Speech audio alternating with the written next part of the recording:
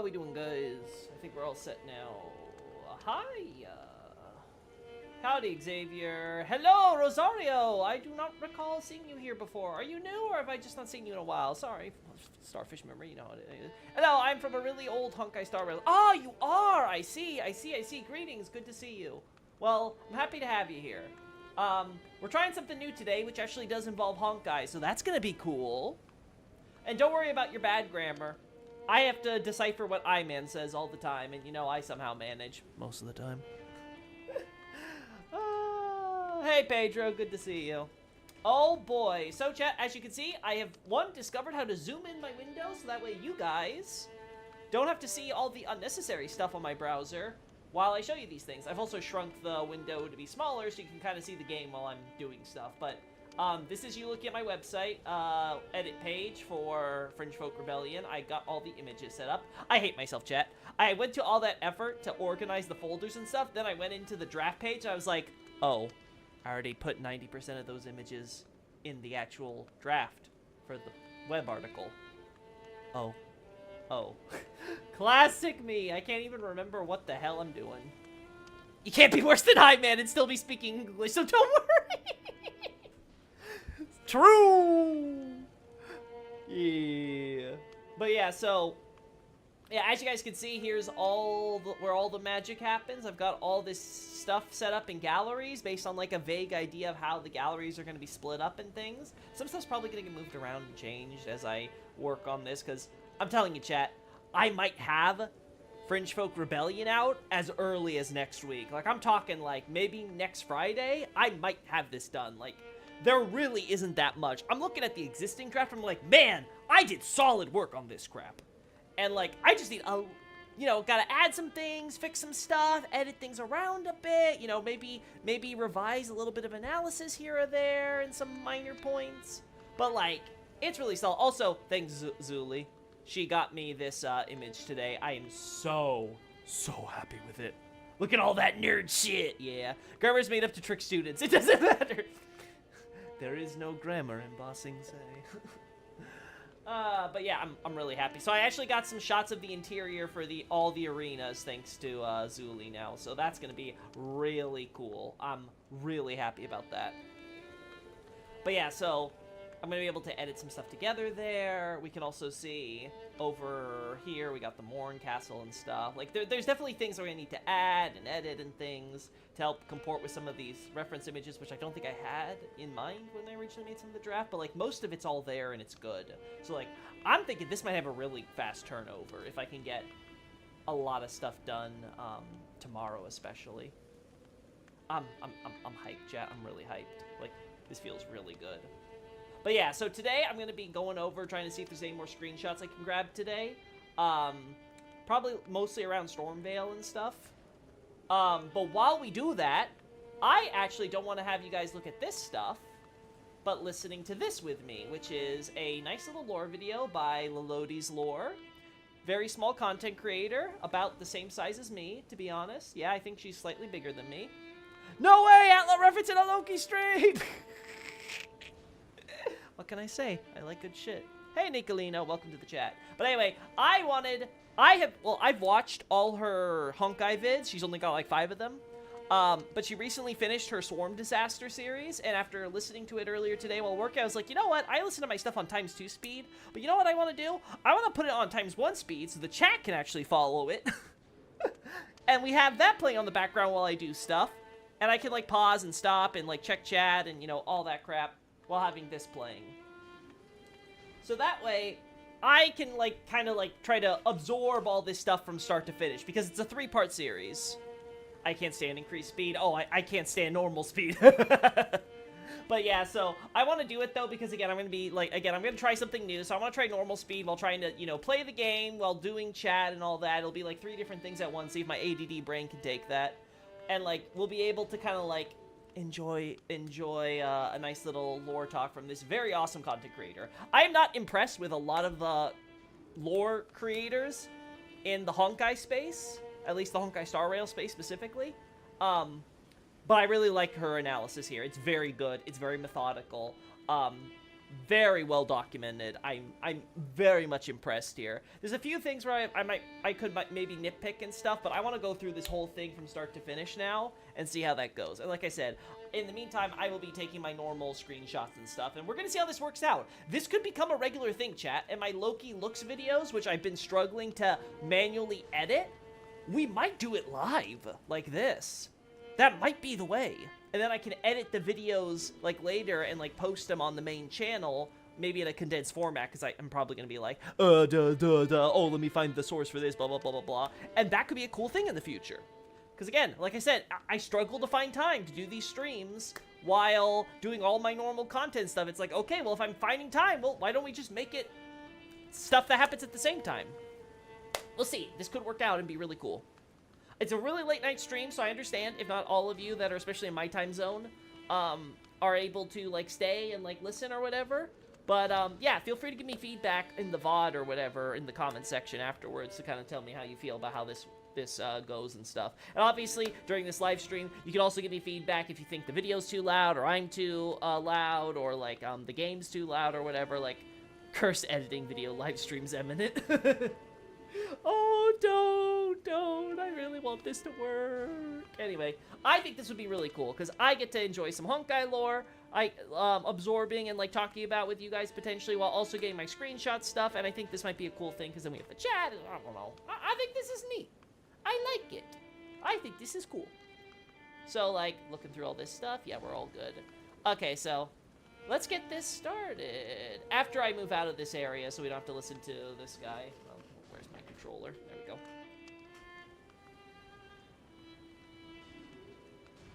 Oh, I bet you live streaming the process of editing videos. Oh my god. That would be cursed.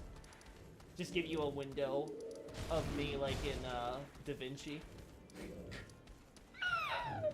God, that would be so cursed. Where do we want to start this actually? You know what? I do want to see if maybe I can get better shots of the interior of this stuff here. Let's go to the Stormvale main gate. Alright, so again, no music and stuff in the background. This will be our background audio, so I'm going to be starting it in 3, 2, 1. Let's see how this goes. Welcome to the first installation of my series decoding the Simulated Universe lore. I plan to cover all Simulated Universe events, including future ones, so Awesome. I figured I may as well turn it into a series. This video is mostly introductory in that I'll be covering the events leading up to the Swarm disaster and introducing the major players, both Eon and Mortal, as well as some of the themes and inspirations that aid in comprehension at this point. Do note that I've done most of this work by myself with only a whiteboard and a dream, so some of the content is definitely up for interpretation. With that said, let's jump straight into it.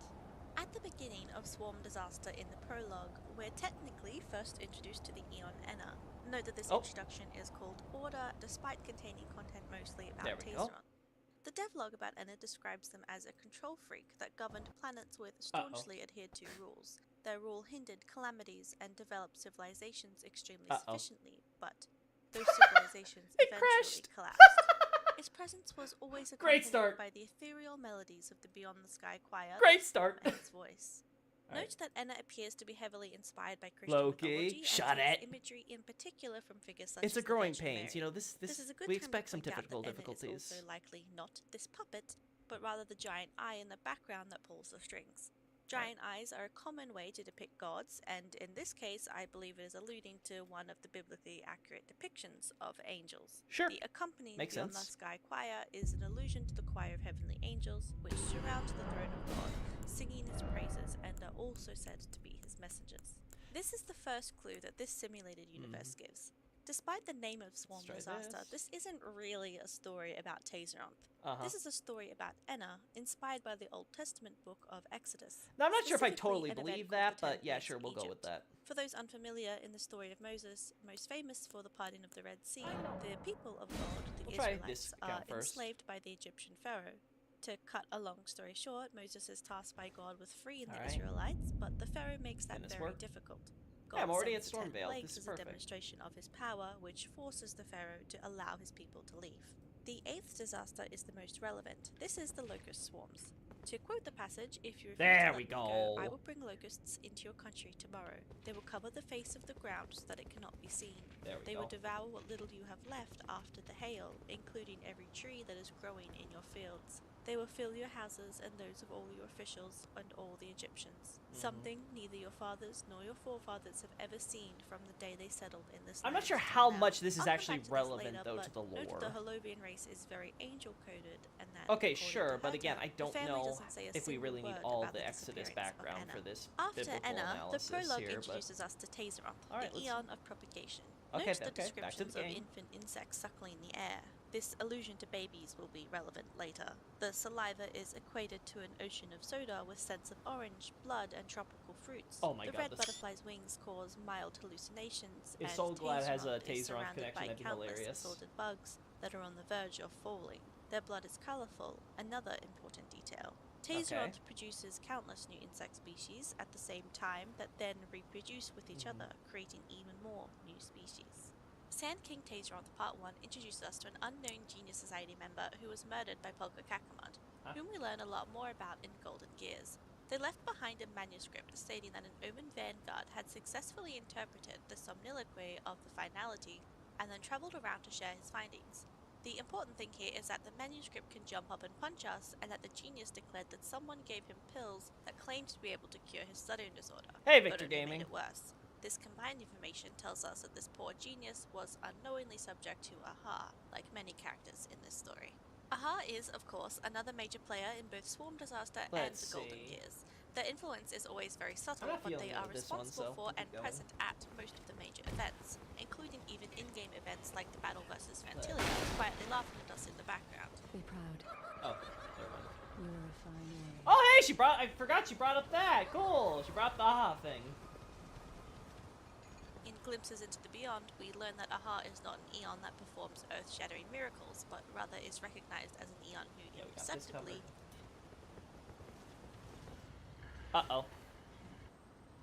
influences the movement of all living things. A description I find to be quite accurate.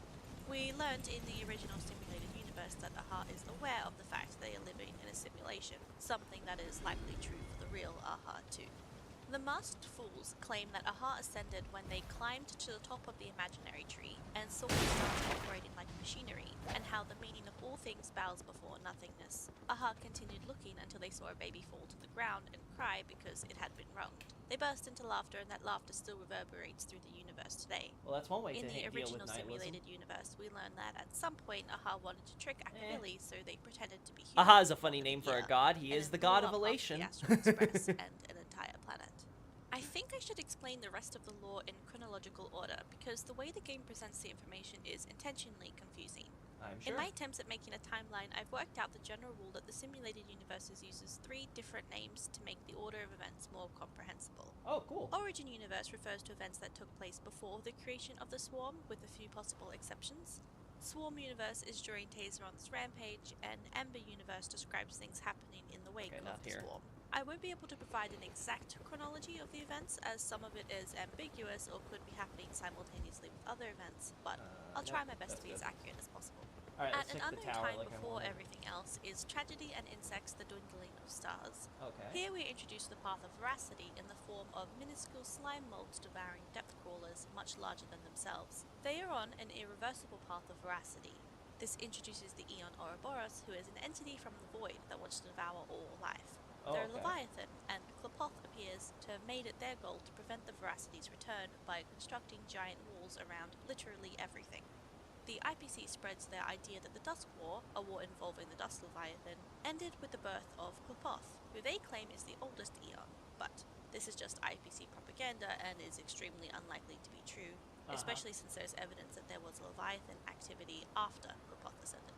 At another unknown time before other events in Part 5 of Gondola Help this Gods, could be useful, we encounter Aha singing Universe About to Burn and on an Itos Cumin. Aha cares for nothing as long as this world is a mess. This should be revealing Aha as a clear antagonist and likely holds some truth to it, but Will this remember become that the norm if simulated it universe does Aha well? is fully aware that it is I a don't know if it'll become simulation, the norm, and that we are not but the I'd real probably do it Machiavelli, definitely more so often. this may be a trick intended for the audience. Again, it just kind of depends In if there's fact, all of content I the really events want in the to simulated listen to while I universe do may be this. tampered with, thus the entire simulation might not reflect Also, could depend on like if it's like something that like what god. happened in reality. Yeah, like see, like at if all. we have issues like with Two buffering and encounters stuff. with eons take place Again, in the when I get origin the new universe at an computer, this might unknown become time. even more feasible. First is So an like, encounter it's with gonna Ix, really the like Nihility.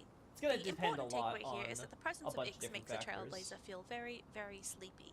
Herta concludes that Ix That shouldn't said, have it's an doing interest okay in so Taser. far. This is interesting from Only a had like 2 Penacony little buffer perspective with the areas. lore of Acheron, And to be whose fair, friend it's when like Phlebas, I think the game is inspired by loading a lot Phlebas of the things. Phoenician in T.S. Eliot's Wasteland poem collection, dived into the abyssal whirlpool known Okay, as whoa, Ix, whoa, whoa, and whoa, of whoa, whoa. course brings up questions Okay, about wait, sleeping. Lodi, you gotta. Again, reminder for anyone that's like just came into the chat earlier. I'm watching a Honkai Star Rail lore video by Lodi's chat. This is on a very deep lore subject of the simulated universe. I want to. Yeah, let's go back a little bit. Let's go back a little bit. A little bit more. I'm a little lost on what she was talking about here.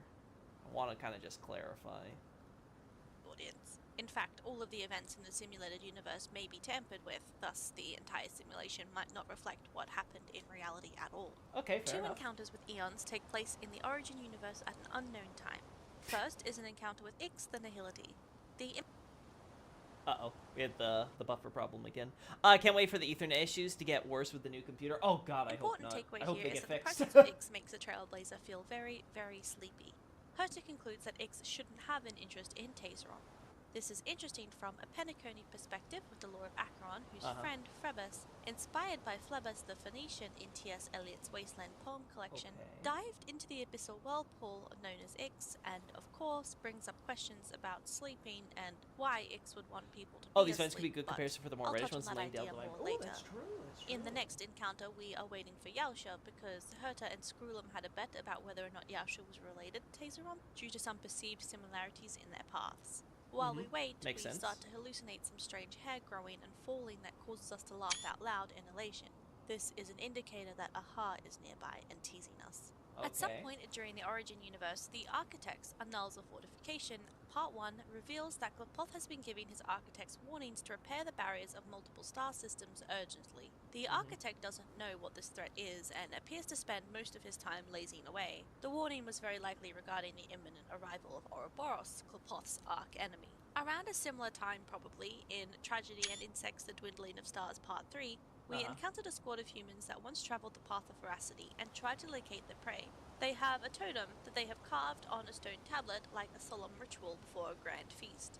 They believed that reversing the magnetic poles of their knife and fork would lure the behemoths and allow the hunters to shrink themselves and dive there's a into bunch the of gaping stuff out jaws. there that If shouldn't we wait, be there, the but dramatic we're scene gonna would unfold. just deal with it. Unfortunately for them, Genius Society regular experiments revealed that the ritual was misunderstood and would result in the hunters being devoured by the ancient amoeba slime molds that live within the giant monsters. Well, that's We're not good. also introduced to Normadi I, Ranmei's experimental ordinary human. The text implies he was one of these hunters who got himself devoured by slime molds by misinterpreting the ritual. Rest in peace, Normadi I. We're also introduced to the Beyond the Sky Choir. This is the choir said to make up the voice of Enna. We're introduced to a pair of twins that appear to be prisoners. The elder brother was thrust into the role of the crown prince, bearing the crown in the chaos. It is said that he would slay his brother, and the duet would have forever lost half of its voice. It is revealed that sitting straight with your waist at the right angle is the correct posture to greet a god, and also seems to allow you to join the Beyond the Sky Choir and become a musical note of Enna's. The passage concludes with, when all of this ends, a dissonant interval is suddenly heard in the Beyond the Sky Choir singing. It is said that this is when order and finality brush past each other. Enna is defined by their hymns, and finality is known for their backwards muttering. Did you get around to the Elder Conspiracy Banch Night video or Last Protects Race video? The former I did. During the Origin universe, or if it is actually after the aforementioned fate of the older brother slaying the younger brother. That one went. I would like to point out now that I'm almost certain that this is the earliest iteration of Penacony when it was still a prison, or perhaps the prison that the inmates lived in before they were relocated to the current Penacony due to the memory bubble overflows. Either way, I think the story is discussing the relationship between Enna's angels, what are or would become the modern Holovians, and the IPC. Remember how I Ooh, previously interesting mentioned connection that Enna there. was inspired by the biblical god? Well, Qliphoth is named after the evil version of the Tree of Kabbalah. Hoya has used the Tree of Kabbalah as inspiration before, and explaining the Tree of Kabbalah would be its own video, but Yes, please understand don't. that it's describing the realm of God and angels, and Qliphoth is describing the forces of evil, sometimes referred to literally as the opposition. Yeah, we don't To need that. expand on the previously mentioned story of the 10 plagues, in this context the IPC, as the opposition, is playing the role of the Egyptians by capturing and forcing Enna's people to work. Origin Universe also introduces us to the mourning actors in the Gondola Helping Gods Part 1. One important detail to mention here is that the mourning actors are not masked fools. Mourning actors loathe elation, but Aha thought it'd be funny to empower them. Yep, So, okay. while they have Aha's blessing, they do not follow the path of elation. Yep. Here, their gondola is full of very drowsy mourning actors. I suspect this drowsiness could be an indicator of Ix's presence. They are guarding a memory bubble that is later revealed to contain a shade of nihility, and Yep. proximity to the shade Makes may be sense. causing the drowsiness. We encountered a female mourning actor who pulled down her mask before falling asleep to conceal the truth that she would start sleepwalking. In her dreams, she would behave erratically and wake There's up so much suddenly, consensus of people oblivious to to discuss them. everything that Yep, I'm happened hoping to before. change that. Now we get some plot happening in the reading of the Lepismat system, Massacre Saga, Sand King Taseron, I really and think Fringe Bounty Folk Hunter Rebellion will Crimson change Frenzy that a Chronicle. lot. I think I can get a bunch of Lepismat content System creators Part 1, I know where we meet to an really unnamed take an major interest in character that talking I'll about be them. referring to as Crown Guy from this point onwards. Here, Crown Guy is the leader, and he talks Crown about Guy. how he first discovered the uncivilized Lepismat system. Its surface teemed with insects. He is described as being awash in elation, the first clue that We're Aha gonna is switch influencing characters him. for this. He is described as always succeeding against all odds, which has filled him with avarice, hubris, and unwavering belief that he can conquer any planet and erect unprecedented civilizations. While he can get what he desires, he has never discovered what he wants. Yeah, it'll never be a He thesis. invites a It'll navigator be who composes Fringe Folk poetry to Rebellion's become probably his the closest scribe. we'll get He to that. reveals that he has an ailment that It'll allows never him be to something retain dedicated. memories of only Much the like most Godfrey and recent America 3 and stuff, days. there's He just too much believes in content to cover in half-the one whispers single that are played in reverse, essay. whispers of finality. He conquers planets, he establishes civilizations, he finds his lost self. It is the job of the navigator to record and remind him of certain whispers about Lepismat every 3 days. Though he doesn't know it yet, these whispers too are spread by Aha. Bounty Hunter Crimson Cleansing Chronicle Part 1 introduces us to the Bounty Hunters. They are headed towards a secret destination, led by a leader that supposedly has prestige comparable to Aha. They are an arrogant figure that has gained insight from nightmarish visions, and has insisted on embarking on an insect hunt at the Lepismat Plains. I want to get shots This here. is the same I don't have destination these. shared by Crown Guy. What could possibly go wrong? The leader here is a beautiful woman with blonde curls and an enchanting smile. She extended a hand to you, and you had foreseen the consequences that would follow.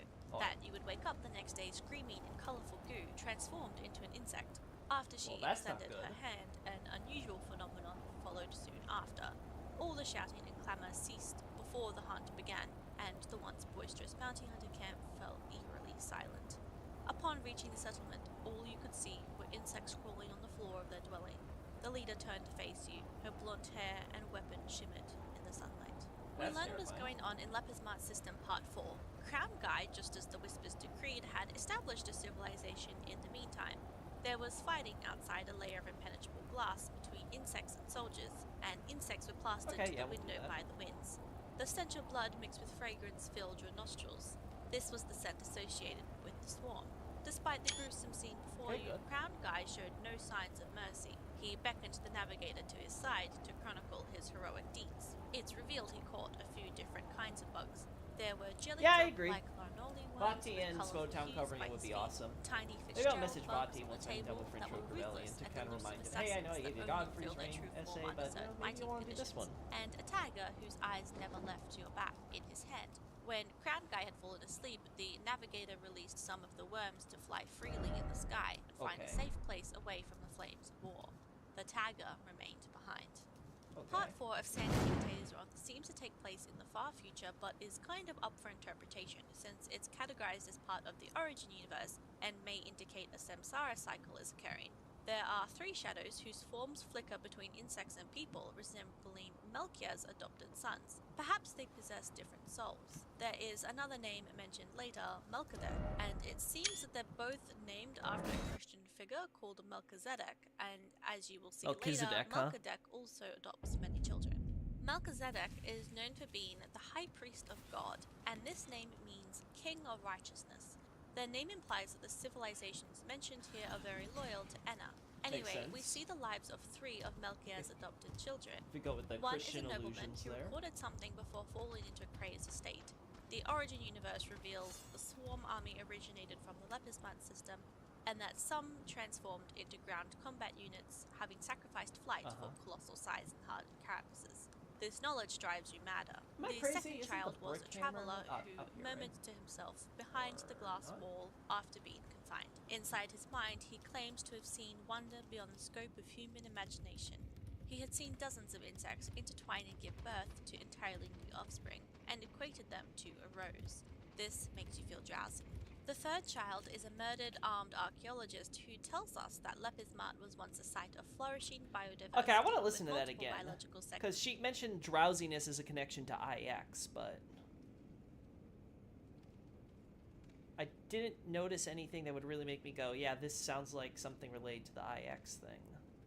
This knowledge drives you madder. The second child was a traveller who murmured to himself behind the glass wall after being confined. Inside his mind, he claims to have seen wonder beyond the scope of human imagination. He had seen dozens of insects intertwine and give birth to entirely new offspring, and equated them to a rose. This makes you feel drowsy. The third child is a murdered armed archaeologist who tells us that Lepismart was once a site of flourishing biodiversity, with multiple biological sexes coexisting to serve unique functions within the swarm. It's unclear which ones were responsible for reproduction during that era, but at some point the ancient insects gradually drifted towards the brink of extinction. Note that armed archaeologists are a part of the Intelligentsia Guild supported by the IPC. Bounty Hunter Crimson Cleansing Chronicle Part 4 tells us more about how the bounty hunters from 10,000 light years away were flocking to Lepismart. Their leader, the blonde woman, claims they are there to compile insect charts. Before you could laugh, your visions become clouded by a sudden haze of smoke, and you saw the sealed fate of the leader, that she would die at the hands of her own lover. There we go. As he flees, he leaves behind a delirious whisper. For bounty hunters with different paths, their blood is not of the same color, but you are aware that this was a lie because you can see her sanguine pool of blood, and when you sniff it, it does not smell of oranges. Basically, the lover was hallucinating that the leader was part of the swarm and assassinated her under the assumption, but was wrong. Yep, makes sense. We saw that in Argenti's quest. Is Sand King Tazeroth Part 7. Here, from the perspective of an Eligdignan soldier, we learn of an unprecedented massacre and the onset of all that was to follow. I believe the Eligdignan army is the one created by Crown Guy. There was a conflict that happened with the bounty hunters, and some insects were being utilized by the army as weapons due to their self-replication features. Corpses of humans and insects littered the landscape. In the middle of the battle, the event that heralded the advent of a new age occurred. The swarm abruptly ceased their flight and began to reproduce before suddenly they hurtled off into the sky. An otherworldly entity appeared to be observing everything with its colossal eye. This entity is, of course, Enna, the Order. This is continued in Part 5, the first entry in the official category of Swarm universe. We learn of an isolated island called Mandolin Island. It seems to be named after mandalas, which are special circular shapes and patterns that depict the universe. Not only are these shapes used frequently across multiple religions, but Carl Jung believed these were an important part of the self-actualization process. Jung is credited with coining the idea of the collective unconscious. Yeah, but what does that have to do with the lore? Basically, the idea that every person has an inherent psychic connection to each other that explains the similarities in myths and other practices that arise within isolated cultures. In that respect, it might be considered the true essence of humanity. He believed that insight into collective unconsciousness could be gleaned primarily from dreams, which served as a canvas for the unconscious mind. For Jung, drawing mandalas was a critical tool for accessing the subconscious mind. The swarm is often regarded as an entity of pure instinct that functions as a hive mind, a bit like bees, but as you've probably realized by this point, the swarm is made up of transformed humans. Not unlike Franz Kafka's Metamorphosis, which is a novel that has been referenced many times by Hoyoverse, as discussed in my first video about Kafka. The collective unconscious, especially one accessed by dreams, is also a fairly obvious inspiration for the shared dream of Penacony and the ideals of Shipe, so you can see how this concept might progress in that respect. Mandolin Island is regarded later in Part 2 as the place of destiny. the first world that the swarm descended upon after their ascension and the initial breeding ground of the swarm. Coolio. We see this happening in Part 5 as an influx in the number of human newborns reaches an all-time high. These infants turned into bugs, resulting in swarms emerging in the skies all over La Pole Major. It takes 21 That's days terrifying. for transport ships to arrive at Mandolin Island to evacuate survivors, but there is one woman who refuses to leave. This woman is Melchizedek.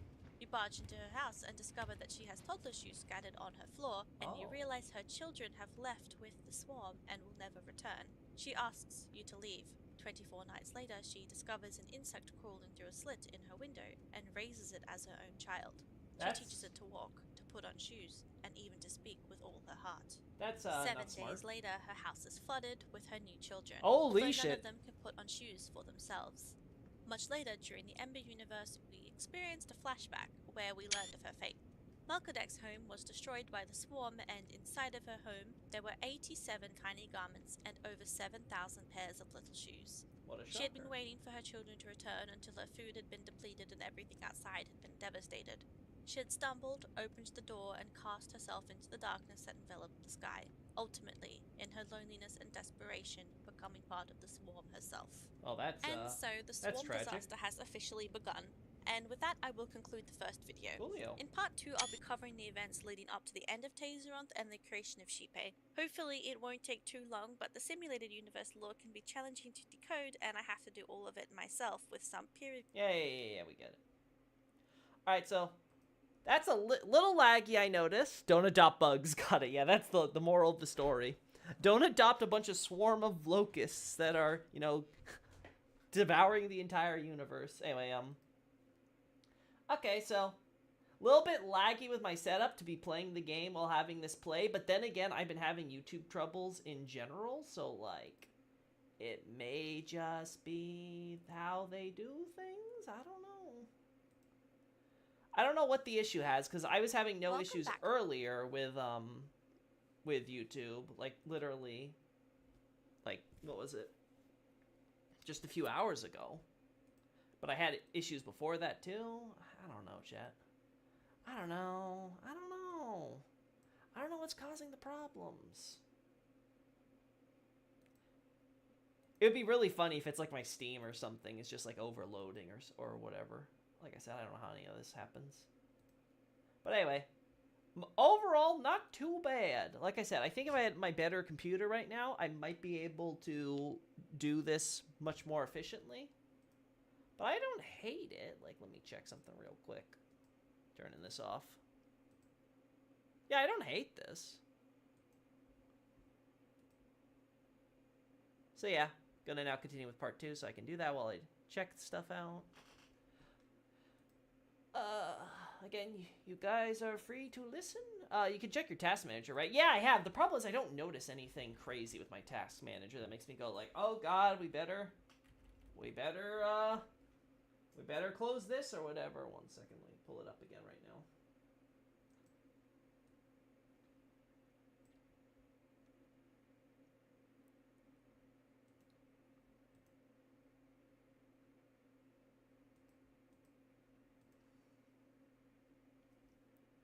Okay, yeah, so I'm seeing, like, it maxing out on the Ethernet stuff, mostly. GPU's looking a little high as well. It's using 88%.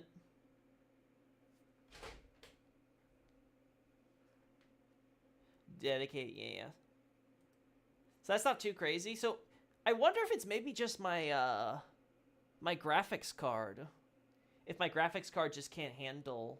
I don't know, that sounds weird though, right? Like, why would any of this processing stuff be going through the graphics card? I don't know how tech works though. What am I doing trying to act like I actually know what I'm talking about? For part 2 of the simulated universe. Coolio. Last time, we left off with the creation of the swarm, and in this video, I'll be covering the events during their rampage, leading up to where Tazeronth meets their end. Alright. I want to once again add a disclaimer that I work on this content almost entirely by myself. Yeah, I said that last time. Peer review from my friends. So So, I make no guarantees that the timeline is completely flawless, but I have tried to make it as accurate and coherent as possible Fair with enough. the information available to us now. That's all we could ask I'd for, like to add right? a spoiler warning for patch 2.1. While this script was written mostly in 2.0, I did make some small additions, and I'll be showing some relevant clips on screen. Without further ado, let's get right back into it. The swarm disaster is thoroughly underway, and the desolation has begun. During the second plane, aka swarm disaster encounter, we were on a planet with the swarm. They devoured all of the crops and animals. From within a huge device we watch on screen as the swarm evolves into large weapons of war. We wondered at the source of the technological modification. We know from the Origin Universe story that it is very likely connected to something that Crown Guy was up to. Destruction 2 as a first plane completion encounter should come first. Herta was confused that we were taking the path of destruction despite Nanook not existing in the time period. Ranmei hushed her, and we were greeted with the chilling and authoritative presence of Enna. We were suspended by invisible strings, as though someone was manipulating us like a puppet. The gentle movements of their fingertips rattled the intricate order of the universe, which caused our strong urge to destroy to come to a sudden halt. We were unsure if Enna placated us out of love or out of an intense and unstoppable desire for order. This part suggests that the path of destruction is not able to exist in worlds controlled by Enna. We learned from Herta that Enna is one of the most ancient eons, and that their path suppressed numerous calamities. Empires thundered beneath the eon as the believers roared in harmony. I believe this to be a description of the Beyond the Sky Choir. Enna appeared to float despite their massive and heavy body, and their countenance glowed like a sacred hymn. Every word they uttered sounded like vertically aligned syllables, either a song or a posh tone. Enna asked a very important question. Who is the dream maker that pulls and influences the will of transmutation? I shall keep the order under complete control and eliminate the troublemakers. The troublemakers shall not remain, and the shall not be spared. The treacherous and fickle chaos is what contaminates the universe. Enna is absolute, just, and magnificent. Their multiple syllables carry the solemnity of an army, concealing with them a rule that must not be overlooked. Note the unusual text surrounded Enna's speech. This is because their speech is made up of empires, states, and civilizations that have risen and fallen in predestined times and sequence in accordance with the eon's control. Destruction 1 is next, at an unknown time during Swarm Universe. This one is similar to the previous one in that someone who is feeling the rage of destruction is quelled by the eon with Alright, these better be enough dude. The Trailblazer broke out, which caused Ranmei to protest that destruction will never appear here. Herta reiterates that because Nanook is the youngest eon, they should not have anything to do with the Swarm. Elation 1 happened at an unknown time during the Swarm Universe, but I'll discuss it now also. We encounter Aha, they call a ball, they give us a die, and claim they want to use it to knock out Tazeronth. They do a little bit of Aha typical fourth wall breaking, then claim that everything they do is to help Enna, and that their pleasure is to help other gods. This is likely what Gondola Helping Gods is named after. They then ask us if we're going to join in the fun, and if we want to know their thoughts on the Astral Express and Alright, now to get the rune fragments. Scroolum claims that the path of propagation has threatened the Trailblaze for some reason, and concludes that the Trailblaze might be involved. Next are the secrets which cover all the non-Eon encounters. First is Bounty Hunter 2. We find out here that Tazeronth is breeding at an alarming rate and hollowing out planets on their path. 2/3 of known existence falls victim to the swarm. This pushes the title of Bounty Hunter to the brink of extinction. The hunters had been using their licenses to coordinate movements during the disaster. They had suspected that Tazeronth was seeking revenge, presumably for the war against the Elidith and soldiers at the Lexman system, but they had come to realize Tazeronth had no intention of seeking retribution and is purely on a path of propagation. Calling the contact number reveals the bounty hunters had decided to set up an intergalactic bar where they were selling juices made with their single clawed hand. Then we have Gondola Part 2, which has a crazy amount of info in it for how short it is. Firstly, it tells us the master fools at their tavern at the world's end were trying to make drinks out of the insects as the swarm passed by. The most fascinating part is how they tried to make wine out of chitin and humans. Do you remember how previously Aha had been singing about the first burning because of human on it? I think this implies that Aha had known that the swarm was going to be created before it was. And that fact, combined with their manipulation in the Origin Universe, suggests they are the culprit. This encounter also reveals that Aha uses water ripples in goblets to communicate with the masked fools, Okay. explaining the cup in the Path of Elation icon. The masked fools, at Ahar's command to assist the Eons, stole the Morning Actor's gondola and accidentally took a group of Nameless along with them. Oh. The journey was full of twists and turns, and you checked every possible path to protect yourself from Ahar's lies. The gondola became packed with a motley group of passengers, but the masked fools were nowhere to be found.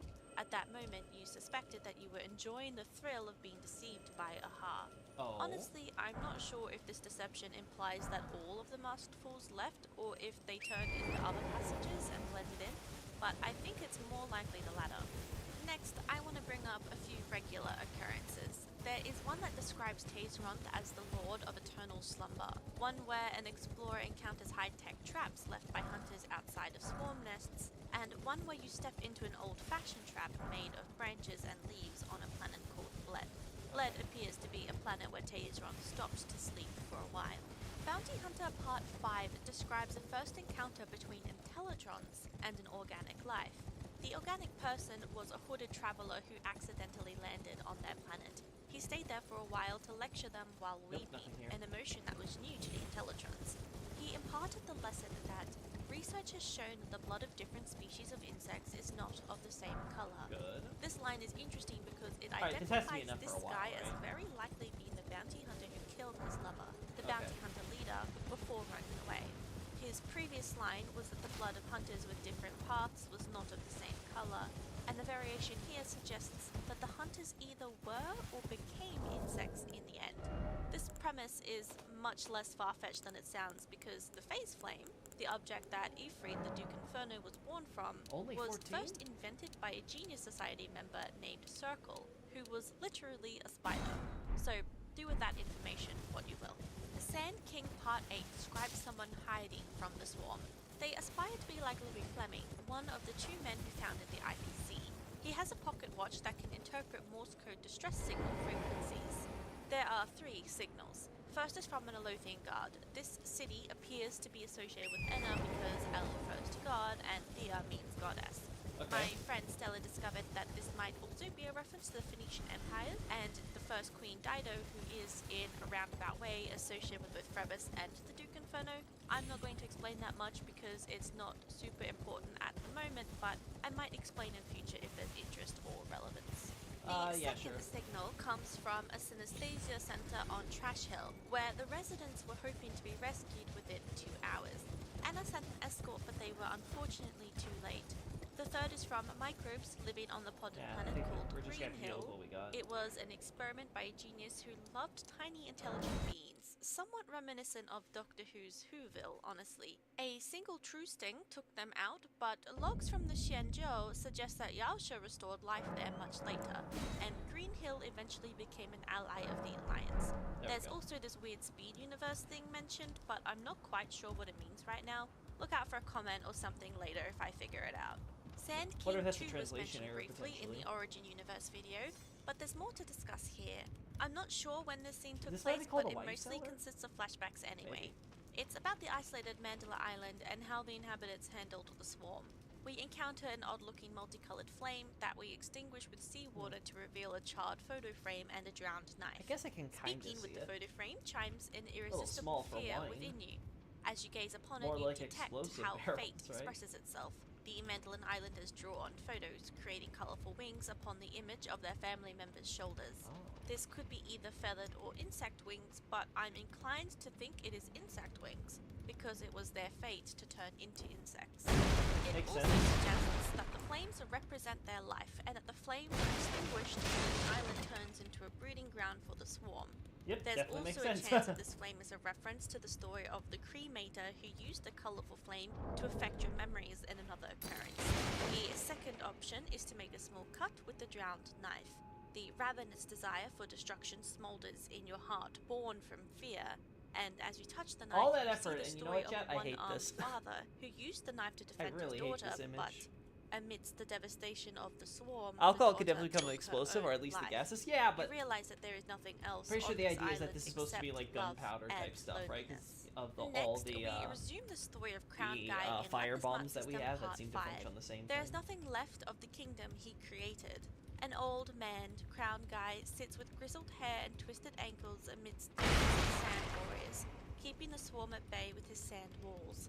He Sand appears to walls. have overcome aging and is tormented. He doesn't understand why he won't die. He scratches at his ankles and shows you the sand towers he has crafted. Regardless of That's a whether you little compliment surreal. or destroy them, he smiles and thanks you before letting out a torrent of furious curses. He explains how he created more or less a whole city out of sand, including a metropolis for slaves. He witnessed his mini empire rise and fall. He says he's so skilled in this craft that he once restored civilization in a land possessed of naught but corpses. However, he is exhausted and ready to depart to the next world. There are also sand mechs mentioned, which I find interesting because of the lore from the Firmament Frontline Glamour Relic set that is inspired by fairies and suggests that mechas were used primarily to combat the swarm. I don't This think there's a may all be connection related there, to the though. lore of Stellar on Hunter Sam, especially since we see scorched planets in combat with them. We I encounter don't Crown Guy again know. shortly after in Lepismart Part 2. I don't know. This time he is more or less a corpse on the ground that we kick. He lifts his head and meets your gaze. Again, if we speak to him, he thanks us, smiles, and then furiously curses. His curses are in a hoarse and anguished voice, lamenting that even after defeating the bounty hunters, he failed in his mission to find the self that he had been seeking before arriving at Lepismart. Wait, what? And he started to believe that the person who had recorded the whispers of finality he was following was nothing more than a liar. Despite this, he persisted in his conquest. Elden Ring's a perfect he game with curses no and flaws reattached the half whatsoever. of his head that we kicked away before. The story of the Beyond the Sky Choir is continued in Part 2. This time it talks about how the singing of the choir was being muffled by the high walls created by the architects of Klapoth. A young singer, the younger brother of the twins, tragically falls into the sea after climbing over the wall with the older brother using the inseparable deception. Part 1 suggests that the older brother killed the younger brother here. The sacrifice of the younger brother marked the end of the farcical dispute between the choir and the architects. Okay. A crowd kneeled by the shore and expressed their thanks I like for the this one. drowned, even if they didn't know which Lokey twin quit it being a was. hater. The path of nihility here is to kneel I at a don't straight know. angle next to the shore. I think it's a the stretch. posture to greet a god. I would like to note that this feels a bit like a ritualistic sacrifice.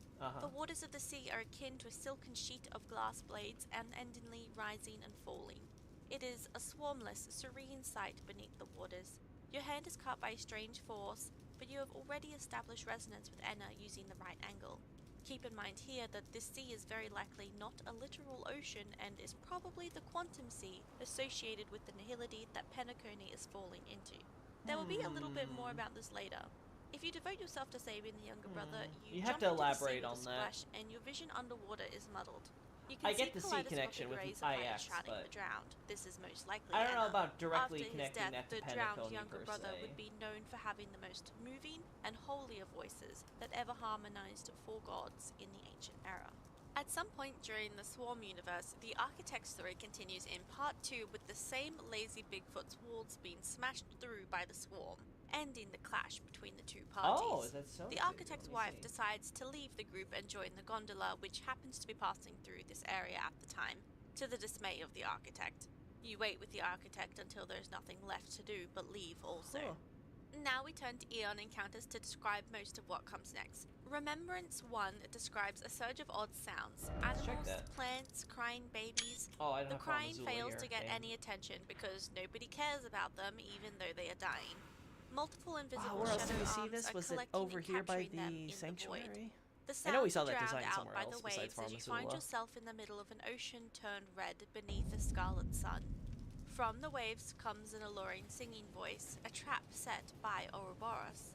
You know the purple flickering flames are not an antidote, but you can't help but be drawn in. At this point, Herda stops the simulation.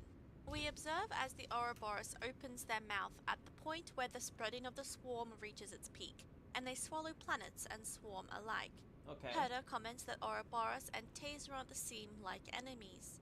The remembrance splits into numerous fragments that flood your brain. It is described as a grand birth accompanied by the wailing and roaring of all beings. These are the voices you heard earlier.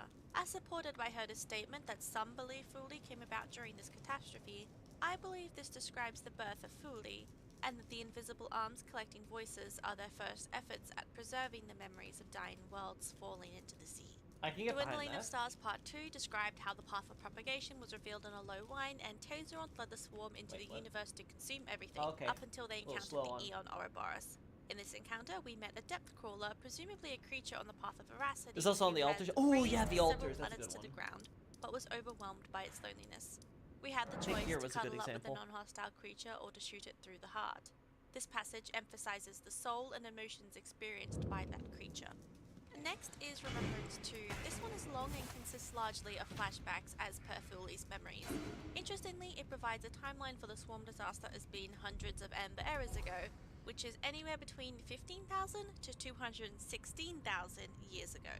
Because we do know that the IPC was established before the swarm disaster and that they were established 1500 Amber Eras ago, this does narrow it down to a maximum of about 700 Amber Eras, which is up to 168,000 years ago. This is unfortunately still not useful. It's funny, you can see the imprint where the human image should be. Continuingly, Fully shows us right, that you the can fight very between faintly Tazeroth see and it. Ouroboros lasted 5 Amber Eras, so between 350 to 1,200 years. We see Ouroboros' face rise from the waves.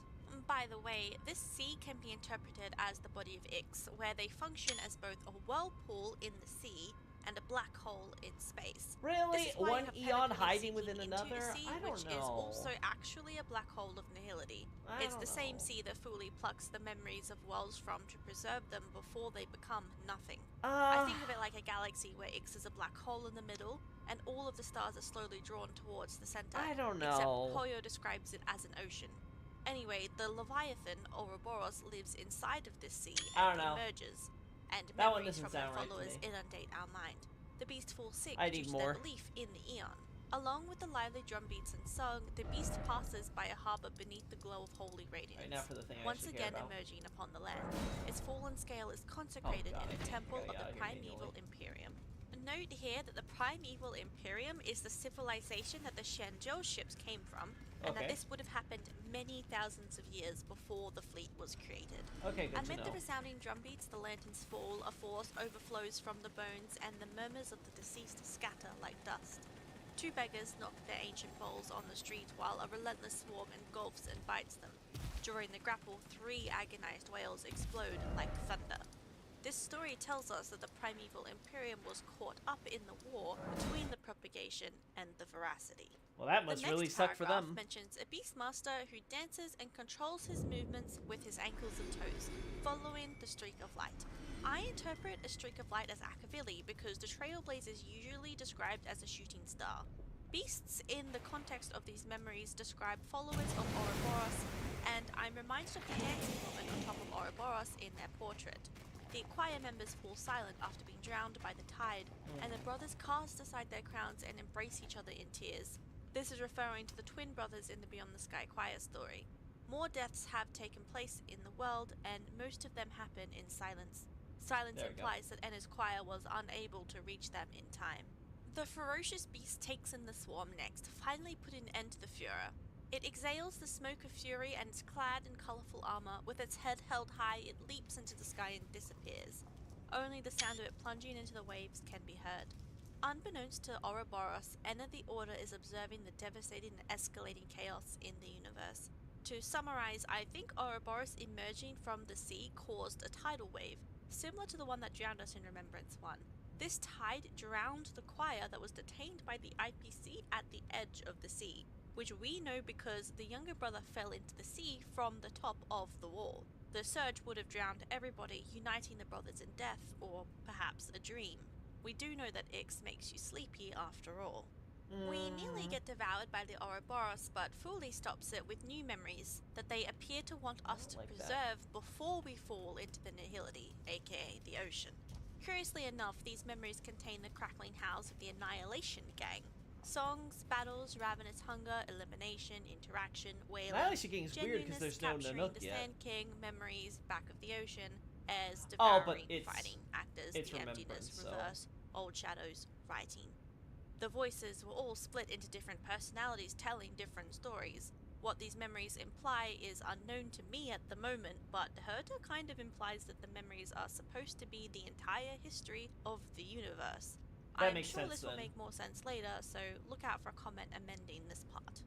Genius Society Regular Experiments Part 2 and 3 both discuss the life of Nobody II.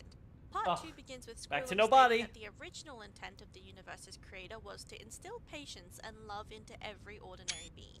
He then asks Herder about the status of Nobody II. Turns out he had been a baker with a passion for food, particularly steam buns. When the war broke out between the Swarm and Ouroboros, the bakery collapsed from the earthquakes and he refused to leave. No superheroes had come to save him, but it does seem like they ran this simulation twice, and the next time they sent superheroes, but he declined them. Nobody II was just one of many lives that were ruined in the battle. Herder says that Nobody III will carry on the will of his predecessors, but Ron May declares it will not be necessary and shuts down the experiment. Keep in mind that Ron May is most interested in researching eons and was actively trying to reproduce an emanator of propagation, so she probably obtained all of the data required here. Gondola And then she was Gods like, Part well, 5 tells us about how all the I'm different done. factions on the gondola I got what are I wanted. divided in their support of the gods. One night you barge into the hallway of the memory zone and the previously drowsy morning actor wishes to gift to you the memory bubble that contained the shade. See what I was talking about? No one else is supposed to Let's know that see. yet. She says it has a shadow. Yeah, I saw what you were but talking about doesn't there, but elaborate further. Whether yeah, or with not the you trees, accept yeah, or yeah. decline is irrelevant, and at the end of the It's another intermission, comment I you probably resume missed your because daily I didn't see it in antics, the- until everyone gets caught up in a miasma of insect wing powder and plunges into a state of delirium. That In the damn chaos, powder. a nameless accidentally hits the button that sends everyone to the Elidigna Star Zone, the location where the Swarm was first created and where the ruined Crown Guy now sits This is where alone, we end things undead, here, right? in the sand. Previously, Anna had been looking for the Dream Maker who controls the will of transmutation. In Preservation 1, this person is confirmed to be Klopoth. This encounter describes how Klopoth's walls had Oh, we're kept the almost there, disasters in the universe at bay, with heaps of insect carcasses and butterfly wings at the bottom of the fortress. There we go. Many creatures are toiling away to build the fortress higher and higher. Okay. Klopoth approaches, apparently communicating via an unusual scent. Enna is in the sky, and 100 million members of their choir appear to have turned into weapons, and are spread out beneath them like a beam, ready for war. These are the dull aluminum flakes surrounding the flickering eye. They embrace the scattered head of Klopoth. Enna says, "You have finally accepted my invitation, Yeah, now Klopoth. The troublemakers go against the rules. Their actions are unpardonable. Amber Lord, as one that controls the will of transmutation, you bear great responsibility." Let's go inside first. Hoja tells us that this is Enna extending an invitation. Oh, so you did see the towards mini Klopoth, trees and the empty and spaces? that Yeah, ending looked like it to Tazeroth me. was a joint effort of all I have to the do a eons. direct side-by-side Herta comparison, believes but that it deal definitely was looked like what probably you related described. to the Ouroboros. Dwindling 5 is our Admittedly, like you final said, it's entry. really It tells low us that textured. eons after the Well, war, low history detail texture. fictionologists sat in their vaulted libraries writing down these histories unknown to the majority. Note that the history fictionologists are, of course, followers of the Enigmata mythos that specialize in creating fake history to destroy the true history, as history has the power to determine the future. Yeah. The true agenda of mythos is hard to pin down now, but know that it is almost certain every story listed here is false. This is why we don't trust characters like the Shenzhou storyteller Mr. Xian and his bird, who I believe are supposed to be our first introduction to history fictionologists. The as bird well I as can the believe. I'm Penacony not sure about backstory Xian. provided I by think he's just... Gallagher, who was identified as a follower of Mythos by I don't Sunday.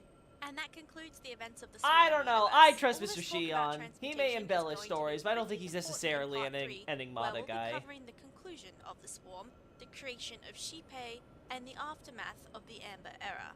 Alright, let's do that. How did Tazeroth meet their end? What happens to Anna? Oh. Why did Sheepei suddenly appear? And what is motivating Aha to do all the things that they did?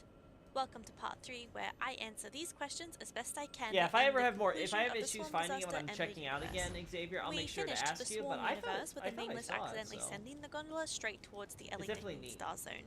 We immediately resume this Alright, we have narrative our with shots. the first entries in the Ember universe. Gondola Helping Gods Part 6 places us beside Crown Guy with his crooked ankles as he gazes upon us before the powerful hammering, whimpers, and indecipherable words begin. Okay. He claims to have been alone in dialogue with the past for a long time, and that no traveller had ever stepped foot here. He would be interrupted by sudden flashes of his memory and temporarily stop talking before raising his head to recollect his train of thought. He hands you a cloth written full of words, left behind by the navigator who loves poems, the one that he had recruited to remind him of the prophecies every 3 days. Right, okay. Putting the pieces back together tells us of a worm who let out a bellowing laugh that had once rubbed shoulders with countless people. Okay. A soldier who'd been trying to kill himself, a self-annihilator, thus gains joy, which in turn becomes the desire to live. This is more evidence that the recordings he was following were left behind by Aha to manipulate him. Right. The joy that a mere single worm can spread is limited and always fluctuating, diluting, and coalescing in 3 days. This implies that the worm might have been the cause of his 3-day memory troubles. It's not clear what kind of worm this is, but during the Origin universe, he was stroking a worm that was part of the swarm. There is also the Noblesse worm that Aha used and empowered. Posted your attempts either way. Well, thank you, Genius Xavier. Society, I appreciate it. and the Sweet Saliva worm that rewards us with happy spitting if we give it appropriate gifts. It'd be funny if it's Aha's If we decide to Emanator calm worm. him That would down be first, hilarious. we stroke his arced back with our hand and notice that this should be the land of Tazeron's fated beginning and end. But there is only desolation here. Just then, the self-annihilator stretches out his hand, gulping as if to keep some temptation at bay. I still want to understand the whole sand maze when his castle memories have thing reset with the mechs. without the knowledge of the prophecy, he finally remembers the annihilation of the self. Gondola Helping Gods Part 3 Good for him. resumes the adventures of the gondola. He After remembered several suicide. amber errors, it finally arrives at its destination, the realm of Digna. Some passengers dance in celebration and the morning actors cry from happiness. Someone on the path of elation, likely the masked fools aboard, burns the gondola, as they have vowed to dedicate their lives to the war among the eons, as was requested by Aha previously. We wait for an eternity, then realize that, even though we've arrived at the correct place, Aha has found a way to deceive us all. At the same time is Lepismat Massacre Saga Part 6. The gondola passengers, guided by Aha, reach Digna and encounter Crown Guy. Crown Guy glares at the memory bubble containing a shade of nihility and reaches for it. They have an Emanator worm? Yeah. An amalgamation what of she's sound referencing. emanates from all corners of the sky. Aha basically just made a It is random the laughter worm of an Aha, Emanator the just for whimper shits of and Tazeron, giggles. and the hymns of Enna. The rhythm causes everyone except you to fall into a state of ecstasy, as if experiencing divine revelations. They follow the rhythm and pound on the memory bubble until it cracks and reveals the shadow of nihility. Okay. Crown Guy, who'd been smiling from the noises, abruptly becomes anguished. He embraces the shadow of nihility and is consumed, vanishing instantly. Yep. The shadow is described as the back of an entire world. This is the lost self that Crown Guy had been searching for this entire time. He merges with it and dissipates in the blink of an eye. This process sounds similar to Acheron, who holds the power of her own world merged into one. The arbitrators of equilibrium act. There is a resounding boom, the shadow of nihility fades, and the eerie sounds coming from the eons I think she's right, but I'm not dissipate. sure for the reason At she last, means. the restless swarm throughout the universe begins to calm down. The eerie sounds are explained in Preservation 2. We encounter Klapoth. They're doing something, but we're not sure what, and are trying to get closer. We can't see, but we can listen to what is happening.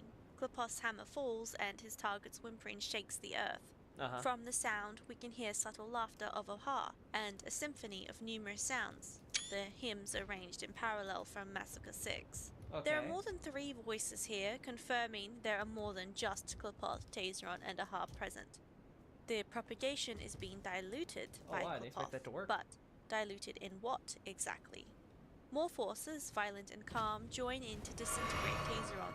The suns burn abnormally at a higher temperature, and Klapoth's hammer has conjured up a storm of rage. Well, I think we're good here. Eggs escape but immediately die, and the ground is covered in colorful fluid. Right. Tazeron's glow wanes beneath blood the of bluish-green swarm. moon. They seem to be falling. A callback to their introduction in the Order chapter. We follow the storm conjured and come into contact with the tattered white cloth, and several puzzle pieces swaying in the wind. That's an important Under detail. the blazing sun, the blurry figure resembles a massive and silent statue. Under immense pressure, we cannot get close to them, only kneel in silence. We realize this is the moment, and we can only capture the slightest fluttering of the Not there. symbols when they are spilled into the realm of reality like specters. Mortals simply cannot discern or comprehend the language of gods. They can't even distinguish the sound of a god's hammer and whimpering. Okay. I have a theory about these events. This entire scene describes the creation of Shipe, Yep, the that makes sense. triple-faced god. Trinity gods are common globally, and Shipe's face gives them away in this respect. Trinity gods are almost always three different deities mixed into one super deity. Christianity has the Trinity of the Father, Son, and Holy Spirit. calling it There's Trinity also the God. Triple Moon Goddess, consisting of the Maiden Mother and Crone, It depends and on the what you mean Trimurti and by that. Tridevi of Hinduism, and many more. For this reason, I believe Tazeronth is being diluted by mixing them with There we go. Enna, and likely one more entity. Aha watches as Klopoth does this, it's all part of their plan. The tattered white cloth is likely what remained of Enna, which was assimilated into Shipe. Makes The sense. real-life Aztec Shipe wears the flesh of their flayed sacrificial victims. Their skin is made up of these victims, much like Shipe's puzzle pieces. I believe this may have been done so that the power of order can suppress the loneliness of Tazeronth, and this loneliness is redirected towards a relentless pursuit of togetherness, rather than reproduction. I'm following this up immediately with Elation 2, though it's likely a short while later. We meet Aha again, and they bring up the playball thing, referring to the one-sided die that they wanted us to use to defeat Tazeronth. Cool. This is immediately how followed by lovely, the yeah. arrival of Shipe, and Aha tells Good old us to Shipe, salute wearing the Great sacrificial One. skin. Shipe, like Enna, soothes emotions as we navigate through their puzzle pieces and the multiple facets of ideologies and modernity. You believe you are in their arms and have become one of their children of united wills. They speak with three different colours, playing into the triple head thing again. They state that they thought Akavili was dead and missing. We make a comment on how they have many faces and seem to fall further into the harmony. Aha begins complimenting Shipe, calling them the mother of all stars. Then they continue on and bring up something interesting. They say, "We were still negotiating last time, but this time Enna already became you. It's a shame, my friend, but I must say, Enna makes you look even better." Oh. This line is particularly suspicious for three reasons. Firstly, Aha is talking to someone who is not Enna, but whom they had had previous discussions with prior. Secondly, these discussions anticipated Enna becoming part of Shipe, and it's a shame that it has already happened. Thirdly, in addition to all the compliments that Aha has already given to Shipe, they add that Enna makes Shipe look even better. This brings me back to the topic of Shipe being a Trinity god, This isn't going all the and way you back. might have noticed that I only mentioned two components previously, Enna and Tazeronth. This is where I introduce who I think What is are the the most stills you're likely taking candidate for the third Fringe Folk phase. Rebellion? My next None thesis. other than the missing Eon of Beauty, Adrilla. Whoa, whoa, whoa, whoa, whoa, what does Adrilla have to do with this story? Yes, please Well, explain. Honestly, I don't really know. We have so little information on Well- Adrilla that it would be nearly impossible to hypothesize what they could have been doing Well, at this that was point in the fast. story, though Theory I over, do chat. have some We suspicious go home. details that led me to them, nonetheless. Shout out to my lore friends, especially Stella, for theorizing this with me over the last few months. I don't want to spend forever discussing this, so I'll list them quickly. There is an entity in the Argenti light cone that is implied to be Adrilla, who has similar hair Okay. to Shipe. Adrilla's motifs are the Gotcha. roses, mirrors, and candles that can be seen in multiple places related to Penacony. Eh. Argenti's armor also features wings that are very similar to a swan or angel, invoking imagery of Valkyries, who are Some of equated these with connections angels in are Honkai pretty and Genshin lore. tenuous. Argenti's ultimate takes place in a church. some of with these a are very bell, continuing general. The Christian themes. Romantic I mean, nights wasn't she usually have going on Christian about how Anna has associations lots through of medieval Christian European associations? traditions Now too. she's trying to do the same Argenti's thing whole here with introductory quest Drilla. was directly connected to the Swarm, implying a possible narrative connection between Adrilla and Tazeronth. Okay, There are maybe. Adrilla Could be a followers that can be coincidence, found though. on Penacony who are into music. There's a Penacony readable Oh, I about the Clocky remember the cartoon that NPC. mentions a character known as the Mirror Princess, who is strongly implied to be Adrilla and who is inspired by Okay, now Disney I'd love to princesses. read that story In next time this we're playing story, the Honkai. Mirror Princess fights a laughing mist who trips her, causing her to shatter into many shards, just like Adrilla, and yet she Okay. continues to guard Dreamville with her radiant glow. Yeah, I was and did I thinking mention Adrilla's she's the mirror described as having a fragment, melodious voice occurrence, reminiscent too. of a song even more beautiful than the Birds a cappella? Okay. And last but not least, the very concept of creating a paradise that is perfect for everyone is quite reminiscent of the way that Adrilla is supposed to be beautiful to everyone. Both concepts seem like theoretically impossible feats, yet both Shipe and Adrilla strive. Now, in fairness to this theory, I will give it its due, and I promise I'm not just doing this because these stupid goddamn fallen leaves are telling a story again. Also, hey Anastasia, how you doing? Anyway, I will say, if she's trying to argue that the shared images of Christian stuff is to highlight that connection of Adrilla and Enna becoming one entity with Tazeronth as Sheep Bay, then I could potentially get behind it. I still have issues with this because there's the idea of Adrilla fragmenting. So are you trying to say, like, the fragments are just, like, smaller pieces of Adrilla and not, like, they make up her totality? Or are we trying to say something else is going on there? Because the whole mirror occurrences thing is where, like, I'm not entirely... Like, that's where I'm like, I'm hesitant to actually grab that. Because I really do... Like, I've been thinking about that when I've been doing the SimUni stuff, right? It's really getting me to feel like, with all the lore about Adrilla and mirrors and stuff, because I think, like, one of the factions are, like, the mirror holders, which are all about, like, Adrilla and finding, like, her or whatever. Like, I'm really not sure. But like she said, we know so little about Adrilla in the lore right now. Like, she's just missing, so, like, it could really be anything. So this is as good an option as any. There could be some new lore we get that would explain some of the weirdness that would go into this. We'll just have to see, I guess. Anyway.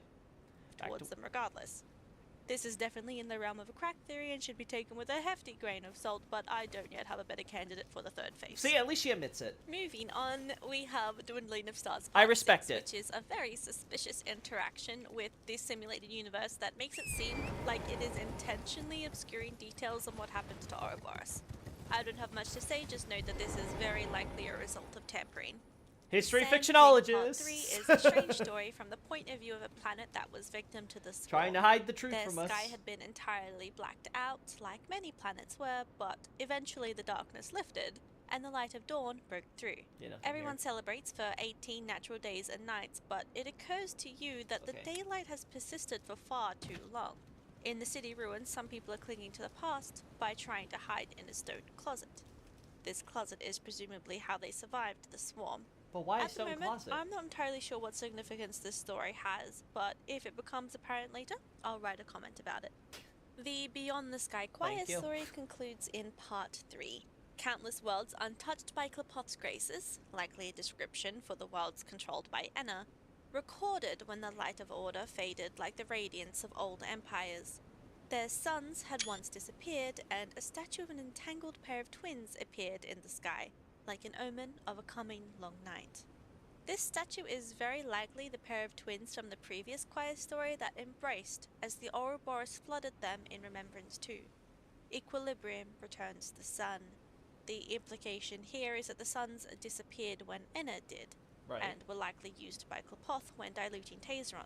Yeah, it makes sense. They were referenced referenced back there. For equilibrium, suggesting that Aha might work for equilibrium. Very The dialogue interesting. options imply that the path of preservation supports equilibrium, but the hunt does not. In Abundance 2, Herta and Skrulum resolve their bet with the conclusion that Yausha played no role in the creation of the swarm, because they hadn't appeared at all yet. We feel wheat wrap around our ribs and try to run our body through, yet the pain is healed, and one by one, the journeys of many Pathstriders surface, and are located inside a perpetual and vibrant ecological cycle. Note here that the wheat is Yausha's tool. We open our eyes and find ourselves standing outside a fortress wall, one likely built by Klapoth's architects. It is a nation where the sun has been stolen, and the believers who have lost their god will wake up from slumber.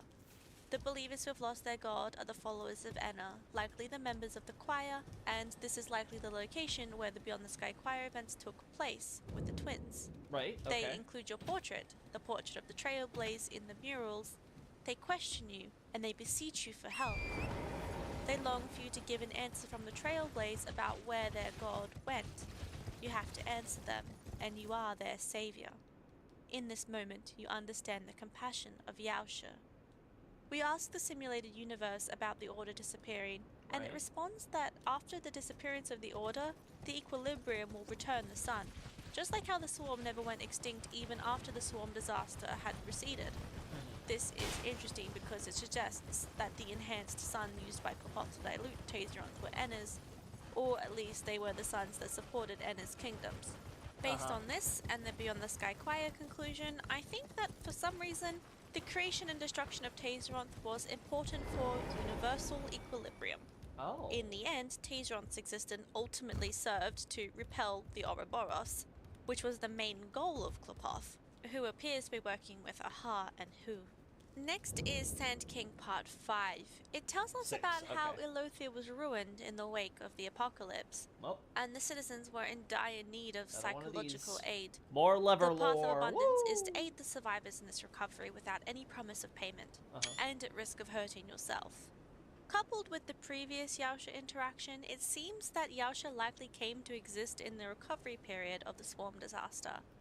A universe that had had 2/3 of existence decimated by the Swarm and Ouroboros was in dire need of someone to return life to it.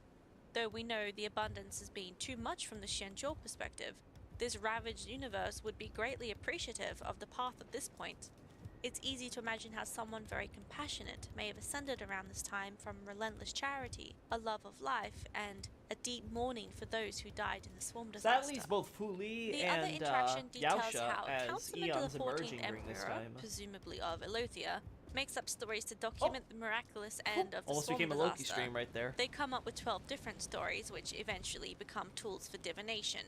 Perhaps something like the 12 Zodiacs. Curiously, this is history fictionologist behavior and reminds us that we should Yeah, I not missed it too, trust the Xavier, don't documented worry. history provided by anyone, regardless of how It's old easy it to forget appears to there's be. levers for The Hunt all One these confirms areas. Lan to not exist in this time period. Lan will be born thousands of years from now. Gotcha. While praying to meet Lan, we have an experience described as chaotic and delusional. Okay. We meet a blue-skinned historian, and our long-accumulated desire for a swifter belief of the hunt overpowers our other impulses, and we quickly absorb numerous paintings, their petals changing colors like the Ooh, I actually cross-sections really of like spring. this one. Let me... The imaginary kingdom grows stronger in the accelerated flow of time. Our hunt for knowledge stops at the craziest painting of a gondola in odd colours, likely the same gondola that belonged to the morning actors. Cool. In the boundary of the virtual and the real, you feel the urge to sacrifice yourself in return for the truth behind the fall of the propagation. Oh. This is interesting, noting how much sacrifice took place in the story by Yeah. the Beyond the Sky Choir and by Enna, who likely volunteered themselves to be transmuted by Klapoth. Right, she Self-sacrifice is a she's strong Christian theme, especially sought surrounding her, the story sought of Jesus. Klapoth out for the real-life transmutation Shipe thing, deity after all. also is the recipient of sacrifices. Uh-huh. Asking why Tazeronth had to die reveals that it was about the expansion of concepts, and that the descendants had gobbled up too much food. They had disrupted the order of the universe, threatened the equilibrium, and blocked the way of the Trailblaze. Keep in mind that we don't know if this is a trustworthy library or a history fictionologist library, but assuming it is real, this suggests that the equilibrium only got involved once Tazeronth had devoured too much. More abstractly, Makes sense. there's also the possibility of this being orchestrated as part of the samsara cycle. Remember that the memories of Melchias in the Origin universe suggest that there was another swarm disaster that was separate from the one lived by Melchizedek. It's possible that the contained bugs of Lepisma were part of a samsara, potentially even people that had been turned into bugs long ago, and for some reason these bugs were still a threat, prompting Equilibrium, Aha, and potentially Enna to act on it. Okay. Though I'm not convinced that Enna was involved in that plan, considering their panic to seek out Klapoth and the efforts they put in to attempt to save the planet. Yeah, it wouldn't make sense from the The bugs psychology might of have even the been god, stored there I from a guess. previous samsara in preparation for the next defense against Ouroboros, who is known to attack periodically. Yeah, okay. It can't be a coincidence that the swarm started just in time to fight them off, right? We'll but see. This is all hypothetical and doesn't yeah. have that much support in it yet. Yeah, we have to Asking see. why Tazeronth was born brings up a blank page. Any excuse can be written here arbitrarily, affirming that the end of the swarm determines the beginning. It's never mattered who became Tazeronth, just that Tazeronth existed. Yeah. In Could the be end, any bug. Tazeronth's impact resulted in 3 major events. The decimation of 2/3 of the universe, the Do I need shots of preoccupation the Ouroboros, sorcerers? No, I don't. and the transmutation of Shipe. The concept of reverse chronology does imply finality is involved, Yeah. and it reminds us at the very beginning when we encounter the genius murdered by Polka Kakamond, who leaves behind a manuscript written by an Omen vanguard of finality. Okay, so here's the question this that I book have. seems to contain similar information. What is Polka Kakamon's deal? Why is she killing members of the Genius Society? Like, what is her endgame there? I don't understand that part. Like, what was the purpose of killing this genius? To prevent the genius from being able to share this prophecy of the finality with the wider universe, or at least people who could have maybe somehow prevented Tazeronth from coming about, maybe, and all this from happening? That I don't get. Like, she's playing some big game, and she's been around for so many Amber eras. Like, I don't know.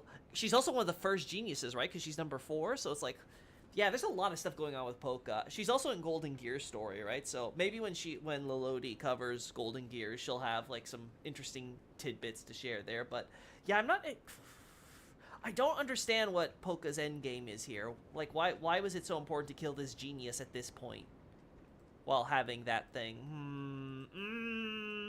Anyway. So they're either both right or suspicious. Interestingly, it ends with the line, "These are their sins." This invites more Christian imagery. Don't forget that the biblical swarm was sent as a punishment to the Egyptians, and that humans had something called original sin, acquired by eating the fruit of knowledge, at the prompting of the serpent in the Garden of Eden. Ooh, let's check the Humans church up born there. with original sin were forbidden entrance to heaven until the self-sacrifice of Jesus cleansed humanity once again. This is why Jesus is said to have died for our sins. It follows that sacrifice to absolve oneself of a self-inflicted generational sin plays such a core and recurring role in the story of Anna and the Beyond the Sky Choir. This imagery is continued in Sunday, who bears the crucifix all over his outfit and is covered in thorns, including on his halo.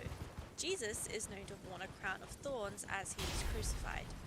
When he died on a Friday, he was resurrected 3 days later on a Sunday.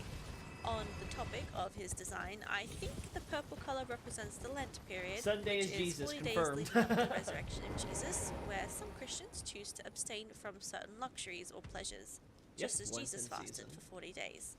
This Lent period is represented by the color purple, and practicing churches will often change the decorations to reflect that.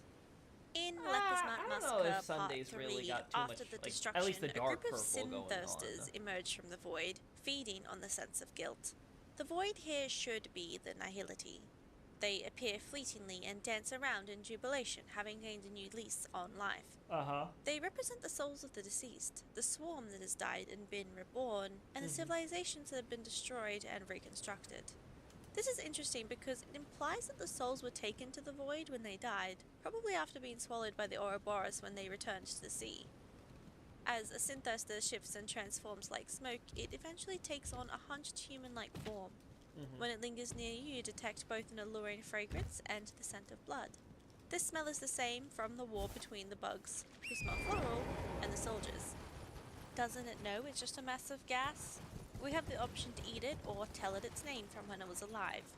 I'm reminded of the misty entities that appeared on Acheron's home planet, but I can't confirm if they're in fact the same type of beings or not. Aren't those supposed to be the Telling comics? it its name agitates I guess it never alters stated, its appearance so... and introduces itself in Yeah, it could silence be. as a soldier Could be a imbued with sin-thirster, joy, quote-unquote. and a self-annihilator Maybe we'll who has learn next forgotten how patch. to erase itself from existence. We still haven't This got too much on implies to be Acheron's what became backstory of yet. Crown Guy in the end. And next is Bounty Hunter Part 6. Rumors abound that the bounty hunters who participated in the massacre on Lepers Mart have been washing multicolored blood, the blood of the swarm, from their hands ever since.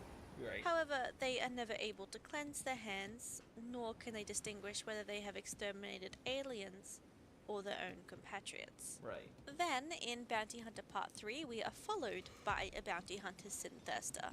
Right. We gradually grow annoyed by the presence of this talkative entity. It begs us not to look at it as it rubs its hands using various changing languages. Right. It stops talking, then begs us to wash its hands for the 9,087th time.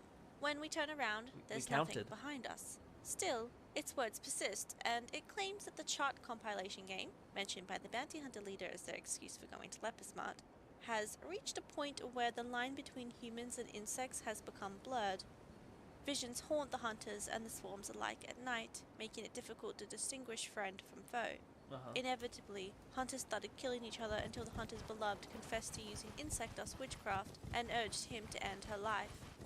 We wave our hands dispelling the words, peace at last. Oh. On the topic of sin-thirsters, I think these may be the entities shown in the Light Cone Solitary Healing. Oh. Note that the model of Taseron features arms with only 4 fingers, seen also in Black Swan's ultimate card. These same fingers are shown in this light cone. The description is also quite ominous. Things molded by the hands of secrecy are shapeless and incorporeal. In the totality of emptiness, there exists a sudden dreaming. Those that court destruction will reap ruinous fruit. while those that clamour to live will survive. Yeah, we can check a few That things. which is extinguished may yet spark, and that which has dried may yet be filled anew. In compassion for the salvation of chaos, the elixir nurtures the shadows. With back face to the darkness between the stars, the encapsulation of this vessel can only be done in vain. Paradoxical these knowings are, in them shine the fullness of our pride. I can't help but think this compassionate entity might be Yaosha, Yeah, that makes and sense. the hands are that of the ruined swarm of soldiers reaching for their elixir.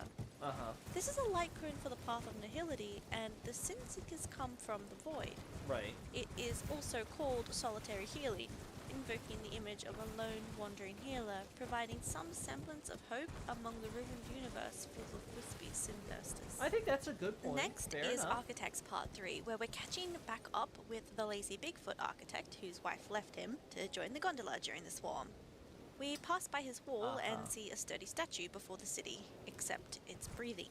Right. His body is old and massive like a wall, his whiskers grown long as time itself. Travelers passing by thought of setting his beard on fire to help clean him up, but he always declines to help. He sees you, Akavili, and recognizes you as a familiar friend. His eyes shimmer with a faint ripple of shock, but as an ancient wall statue, he is already too decrepit to move his feet anywhere. He says, "Outsider, I've been waiting Yeah, how for did you. he become The immortal? Trailblaze, I know you. 3 times I've met you. The Trailblaze can traverse the stars for eternity if you happen to meet her," his wife. "Could I ask you to help me tell her not to go?" Maybe he's Regardless an of emanator choice, you bid him and he farewell becomes and make for the preservation so he distant never stars with dies? his love in I tow. don't know. He stays there. His language is one of an ancient whale. No. No one knows better than him that, in a sea of wild embers, waiting takes far longer than immortality itself. In Dwindling Part 3, we have a precursor to the events of Golden Gears. At that time, the ancestors of the Intellitrons of Golconda were immersed in the infrastructure of the mechanical planetary system, completely unaware of the crisis faced by organic beings. Their ignorance lays the foundation for the countless irreconcilable contradictions that would arise between the inorganic and organic life in the future. Endless wars raged in the vast sandbox Golconda of was the also universe. mentioned in The depth Kafka's crawler Myriad mentioned here Celestia is the one that trailer. we met during the Swarm universe. The disappearance of catastrophes, likely referring to the disappearance of Ouroboros, is always silent. Its beginning and end at such a dazzling speed that no one can interfere. No one has ever foreseen it or received any divine revelation.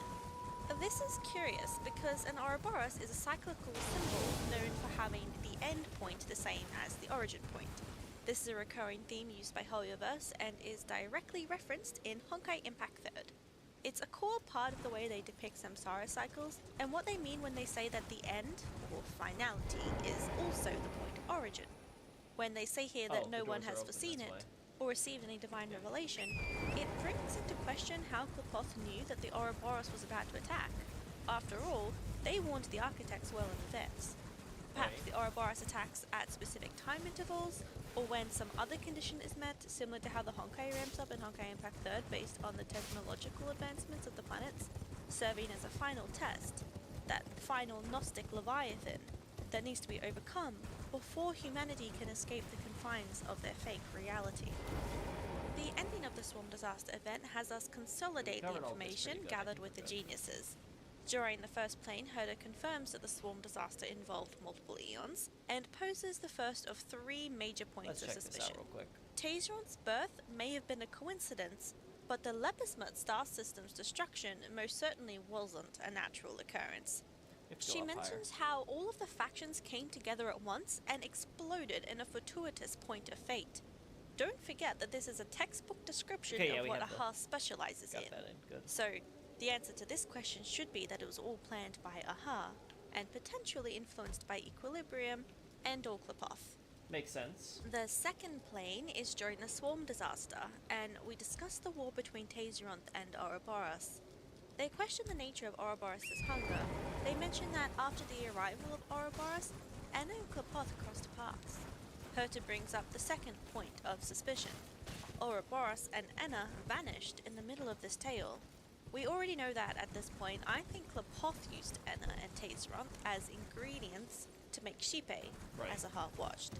I think Ouroboros simply returned to the sea based on the memory of Fuli, with the beast leaping away with a splash. Right. In the third plane, we have the finale. Aha actually joins in here and says that they, Aha and the Elation, certainly went ham on their antics. They confess they were the one who got everybody riled up. But did they truly care about any of this? Alas, a pity on the efforts of those generations of people on the gondola. They thought they could help the gods. All Aha sees is the futility of mortal acts.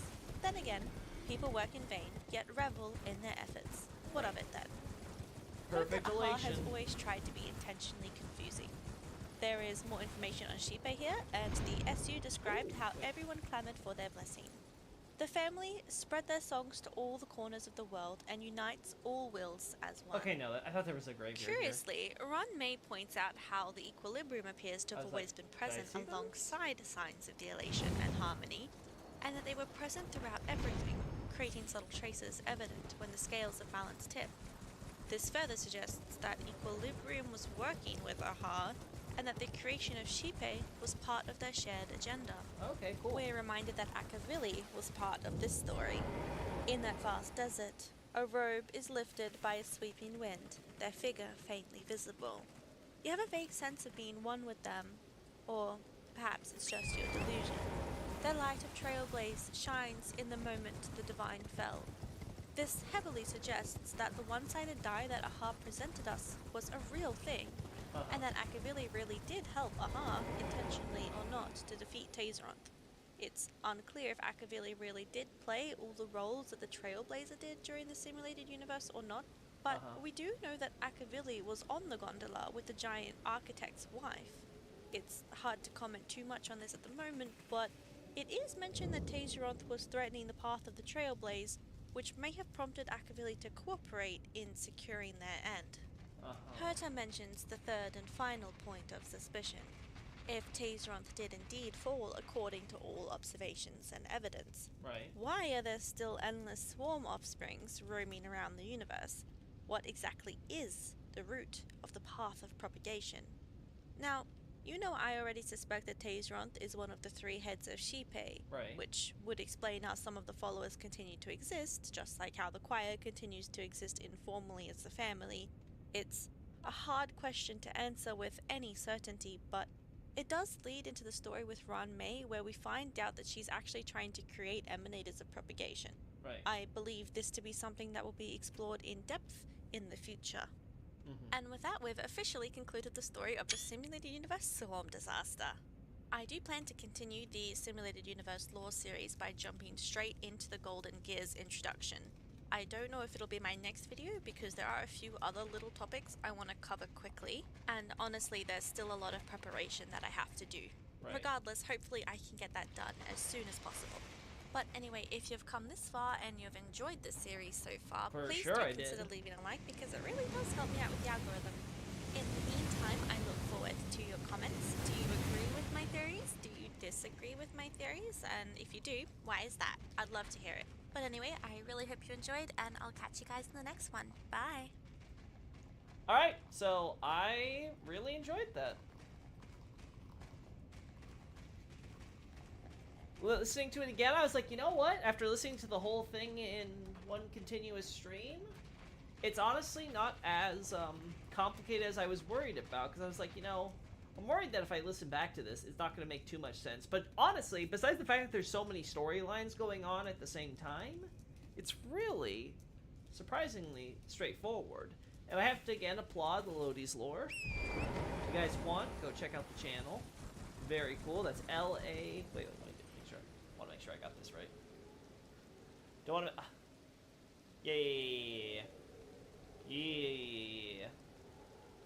Lodi's lore. L-A-L-O-D-Y, apostrophe S lore. Very, very good job. I am very impressed with this. That is a whole lot of very dense text that she had to comb through. Check all the words and stuff. Try to find similar words. Find the patterns.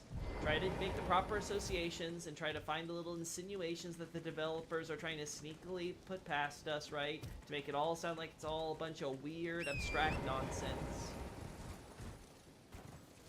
You put it in the description / comments too. Yeah, sure. I can make a pinned comment once the stream is done for sure. I'll probably do that.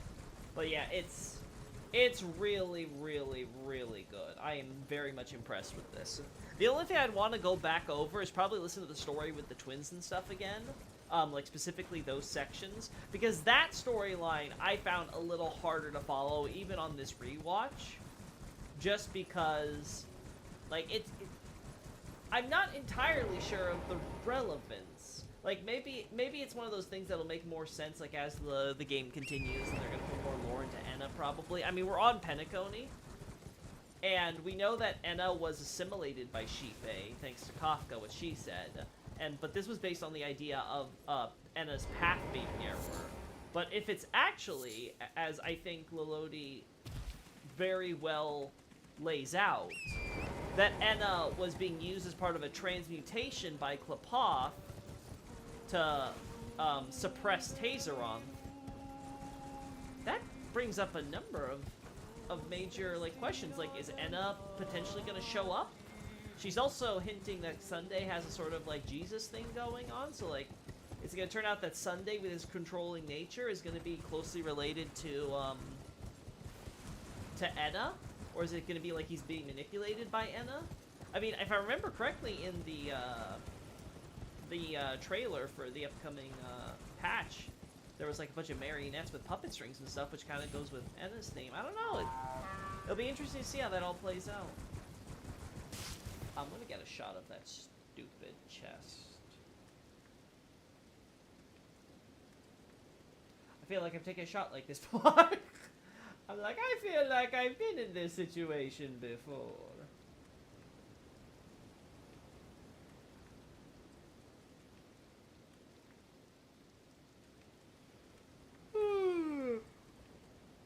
There we go.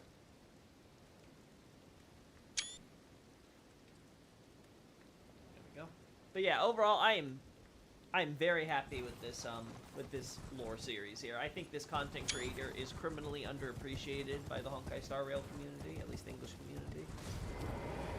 I think doing this type of effort is incredibly taxing, and yet she pulled through. Like I said, there's a few theories that I was like, I don't know if those connections you're making is fresh. Like, there's, again, the problem with relying on external sources so heavily when you're trying to formulate your lore is that it can start being a little bit of, it can start being, like, you know, getting a little detached from the actual game, but I think for the most part she was able to keep it within the bounds. I think it was definitely fair game when she was trying to make connections back to Enna by saying, you know, these characters have names that seem to be biblical in nature, and Mena's got all this biblical stuff going for it, so maybe they're trying to get to allusions, trying to talk about how this is all connected to, like, Enna's, you know, civilizations, right? Civilizations that were under her purview as, like, you know, the god of them.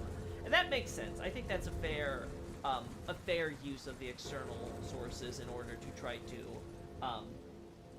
divine implicit lore that is subtle without trying to look too deep into it. But sometimes she did, like, fall into that. I think her Adrilla stuff, she admits herself, little bit of a crack theory. I think there is a good basis there. I just think some of the connections she's throwing in there, it felt like she was just trying to, you know, throw mud at the wall, see what sticks. I definitely think, though, that overall it was definitely very cool. Like, the whole idea with the hunters, and they're hunting down everything, and you got this self-annihilator with the king who doesn't remember, and it looks like a lot of it's, like, very much does seem to be orchestrated by the Eon of Elation, and you got, like, obviously you have Mythos there trying to obscure the history. You've got Who there trying to just, you know, create equilibrium. So I think all of it just comes together very nicely. And we have, in total, we have Shipe, Fuli, not Enna, who was the other one? Oh, yeah, Yaosha. That's at least 3 eons that seem to come into existence in the course of the Swarm disaster based on what the history she's laying out. Again, very interesting idea, I think. And then, Destruction's apparently even younger than that. I don't remember if, Nanook shows up in... Does he show up in... in Golden Gears? I don't remember, actually. I might have to check that out. But yeah, I wonder when Nanook specifically shows up, considering he's supposed to be like the main bad guy we're gonna kill at the end of this story, right? So yeah, overall I'm very much impressed with what we got. I will definitely want to be listening to more of Elodie's vids.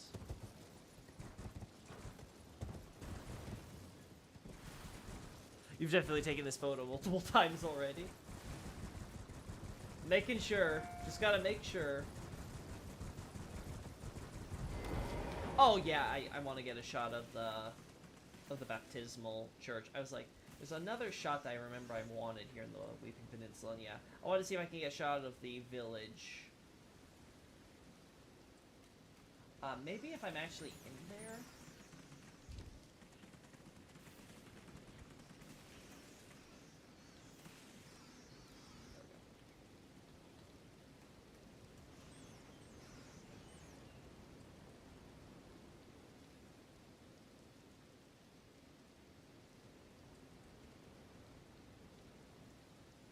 Yeah, it's really hard because of all the damn trees here.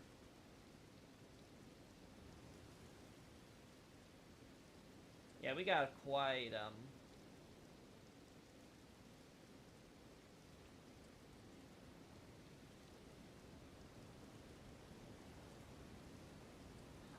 Okay, I think I got this. I think this works. Like, we hide our character under the trees and stuff, right? Yeah, because this isn't gonna work. But this, I think this works. I actually think this works. Yeah, I like this. Let's see if the higher LOD helps with this. I can take it off. Yeah, I can. I just wanted to see in case you guys... There you go.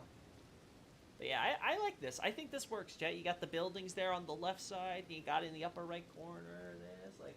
I think this does exactly what I want it to.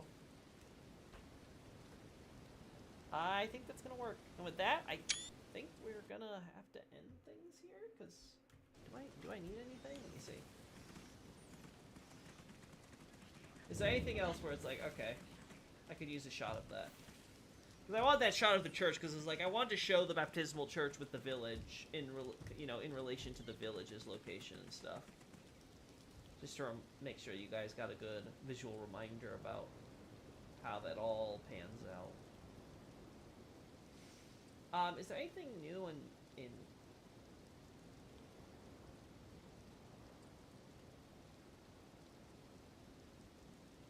Ooh! Ooh! I actually like that! Let's do that! Yeah! No, that's not the direction we're supposed to go. Yeah, chat! Let's get a shot of that from that angle. I like that! Ooh! Ooh! Ooh! Ooh! Ooh! Ooh! Wait! Ooh! Ooh! Ooh! Ooh! Ooh! Going a little crazy, chat. I like that one. I like that one. Just gonna hide here. Don't worry, guys, I am not an insect. I promise you, I am not one of the Imperator Insectorum swarm. I am an innocent Lokey. There we go. Get out of my way, you stupid.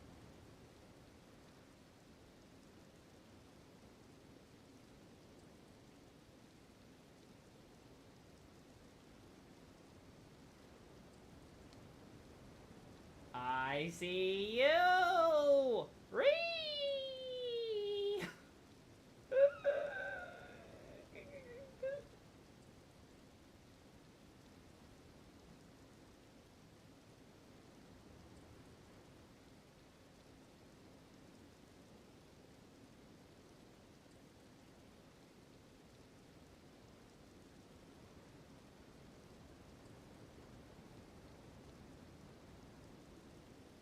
Yeah, because I only have the one shot of the thing, and it's like a shot like this, kind of. I think it's from farther away, though, because there's, like, fog at the bottom. Yeah, like something like this or whatever, chat. So I want to get a better shot. that better represents this castle. Game's not always making that easy, though.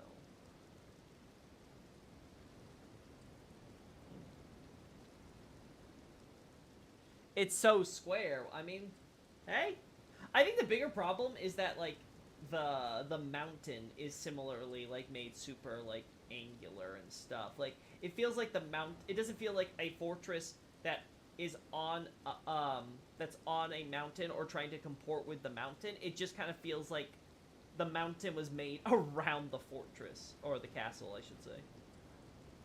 It's just a very weird way to set things up here.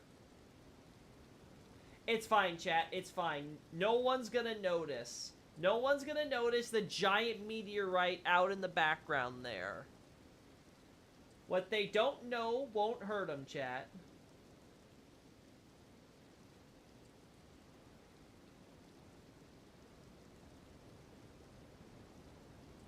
There we go.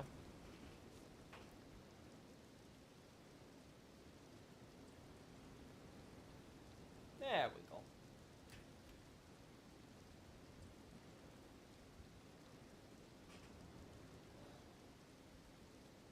Oh, let's try this. There we go.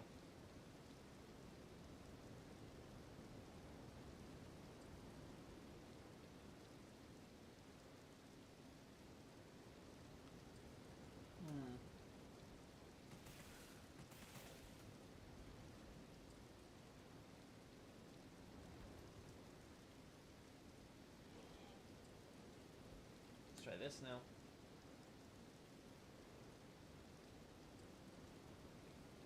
This is gonna be a toughie, chat.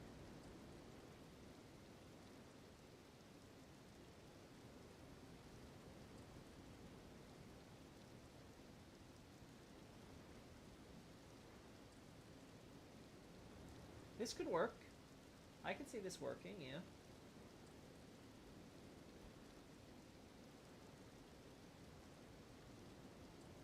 You need the rain in the photo. What if people forget that the Weeping Peninsula is constantly raining? I know, you're right. I gotta redo all my shots I've ever taken of Weeping Peninsula, chat. That's the next stream.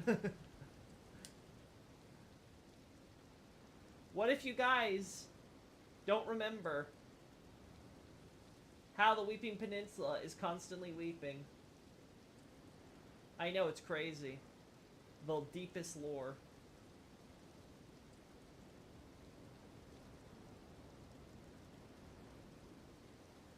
I like this shot, though.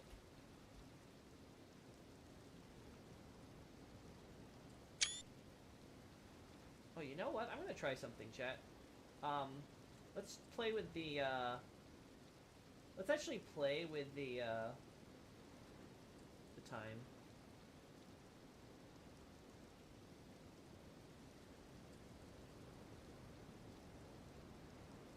There we go. Alright, so, what did you guys think? I know it was a little bit jank, especially with some of the buffering at the start, and I know the video sometimes had problems where it would start, like, chugging or whatever, while I was running the game and things, but overall, I think it's a good proof of concept. Oh, yeah, this is, now we're in business, chat. Now we're in business, yeah!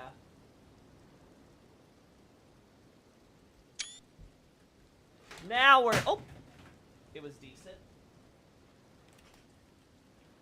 Good to know. Oh. Oh, no. I might have accidentally... No. If the minor Erd tree wasn't blocking the actual Erd tree, that might have actually been a good idea. Like, unironically, that might have been a really good idea. I am going to take a picture of this, because I know I took pictures of this stuff earlier and I was not happy with it, so this would be a cooler way to handle all of it.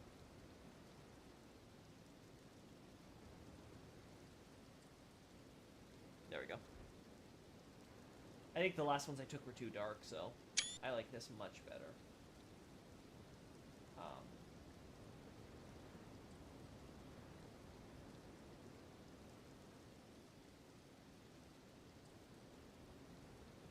Let's see if we can adjust the angle here, chat. See if we can get the lighting to appear.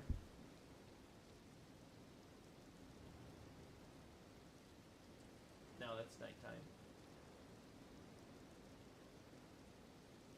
Nah. Nah, it doesn't really hit. Yeah, it doesn't really hit there.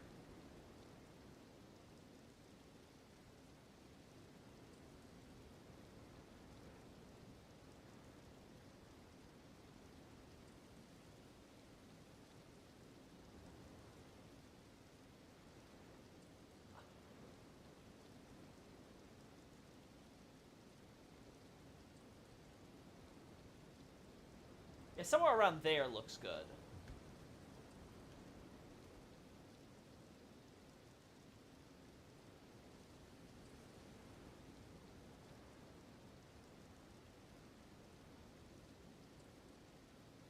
There we go.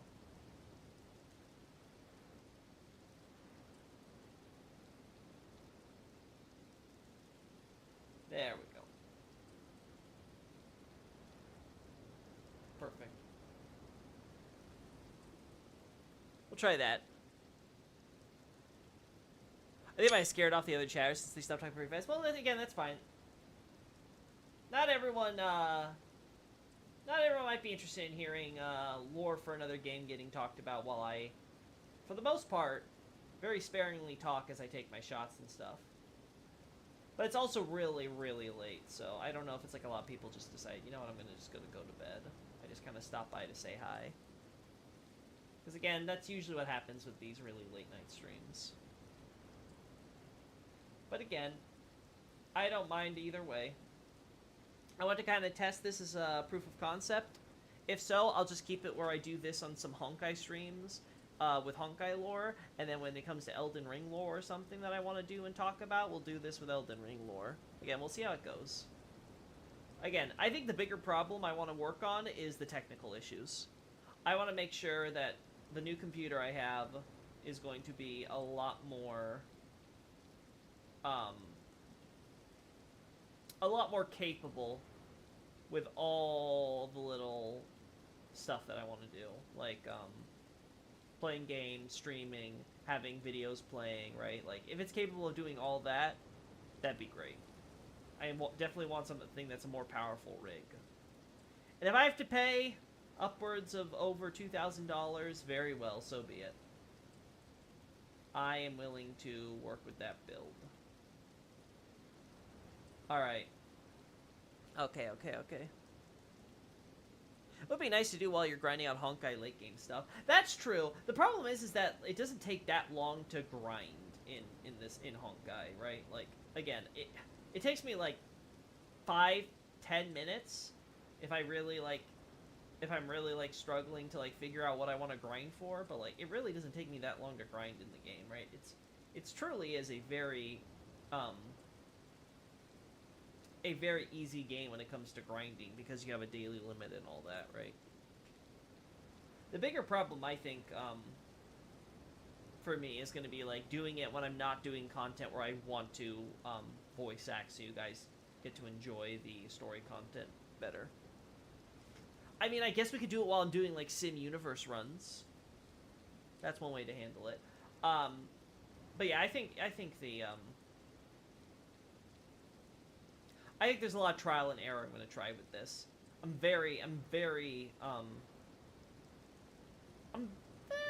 say I'm very happy with the results. I'm not, like, perfectly happy. Like I said, I would like without the technical difficulties and stuff.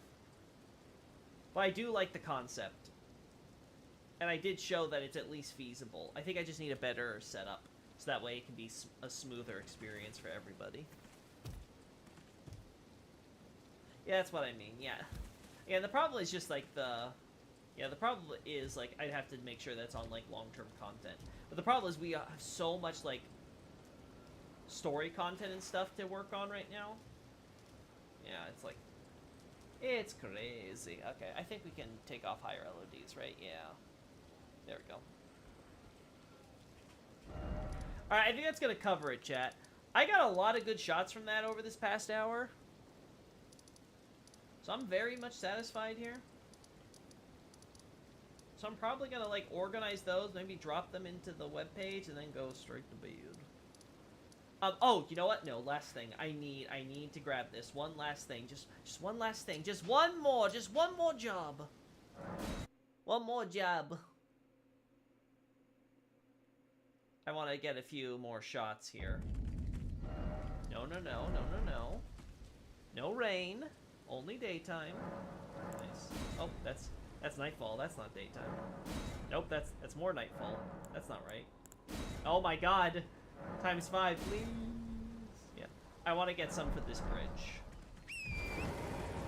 Because the bridge is getting referenced a few times, and I want to make sure I have these shots, because I don't remember seeing them in the when I was going through there. It's also I missed it because I don't have a dedicated section for this stuff. Oh, wait. Better make it the time of day that we want. There we go. Huh? Oh, I'm not tapped in. That's why I was like, why won't you let me? Why won't you let me do it?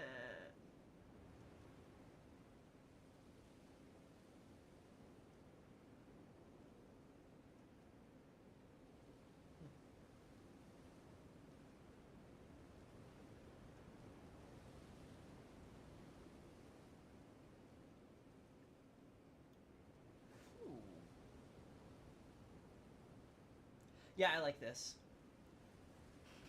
I think this is fair. Angle might need to change. Let's also try it. Yeah, higher LOD is always the option. Always a good option.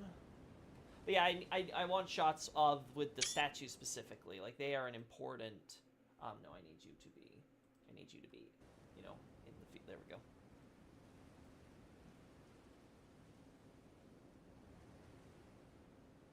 No.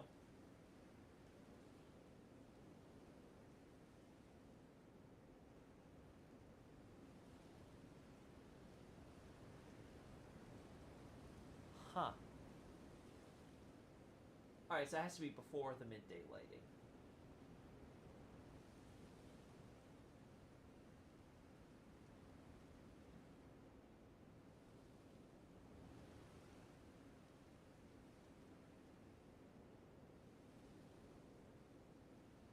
I actually think...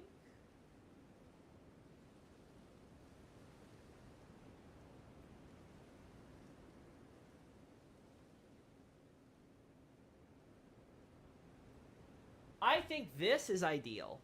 It lets that figure on the left have a little bit of shadow in the backlight.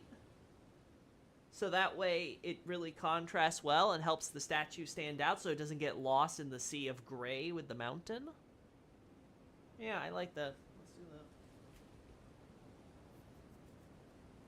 that. I think that works. Alright, let's see if other angles could also work here. No.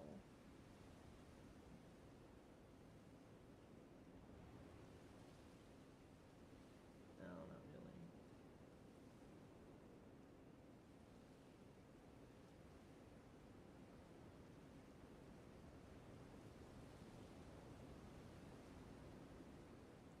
Yeah, this is another possibly good angle, so we'll try that as well.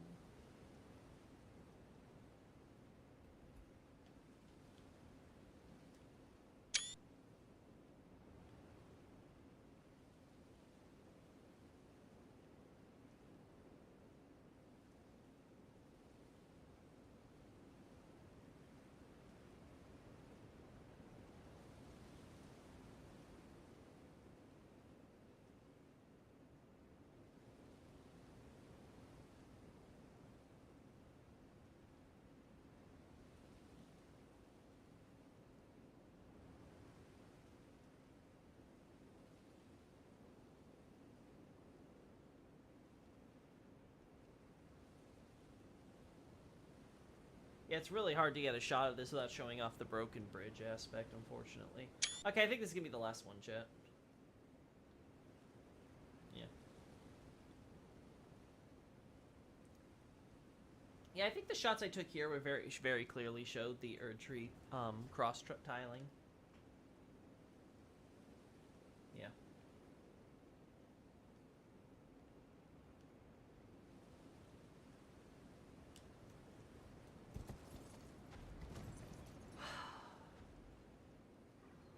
yeah, I think that covers it. So yeah, I think besides like editing some images together and the Farmazula flowers, the Farmazula flowers are not going to be mentioned in this one probably. That would be in a Farmazula thesis. I would mention the flowers because I want to talk about the Stormhawks and the Banished Knights there, and how that comes back to like an ancestral origin from there, which would then tie into the Farmazula colonist talk in Urtree's beginning, right? But yeah, I would not talk about that. We already have tons of shots of the flowers for Farmazula in there anyway, so I think we're good. Anyway, I'm gonna end things here. So again, thank you guys for those that were listening in. I appreciate it. I want to try this again. Maybe again we'll do it with like a Elden Ring lore vid or something. Again, people have brought up the recent one by not TA. God, I know his lore. I know his name. Whatever. I'm tired, Chad. I can't remember names of people right now. Last Protagonist. There we go. Thank you. Yeah. So, well, I'll probably do one with Last Protagonist. Like I can't believe I forgot his name, man. I feel bad for the guy. Sorry, if you ever see this. I'm a tired old man. Anyway, but yeah, maybe we could try that one because I haven't seen that vid yet. Maybe that'll be a really good one, especially considering, like I said, I'd love someone else to do more cosmology stuff, so I don't have to. So I'd really appreciate it. Yeah, I don't want anything else. But yeah, probably like that, or maybe again we'll do some more Honkai stuff because I do kind of want to listen to her Dong Feng videos again and things like that. But whatever, that's gonna be for later. Anyway, I'll add a link to the description. To the comments or whatever for you guys to check it out if you want for your own time. Later, bye bye. Thanks for joining me. Have fun.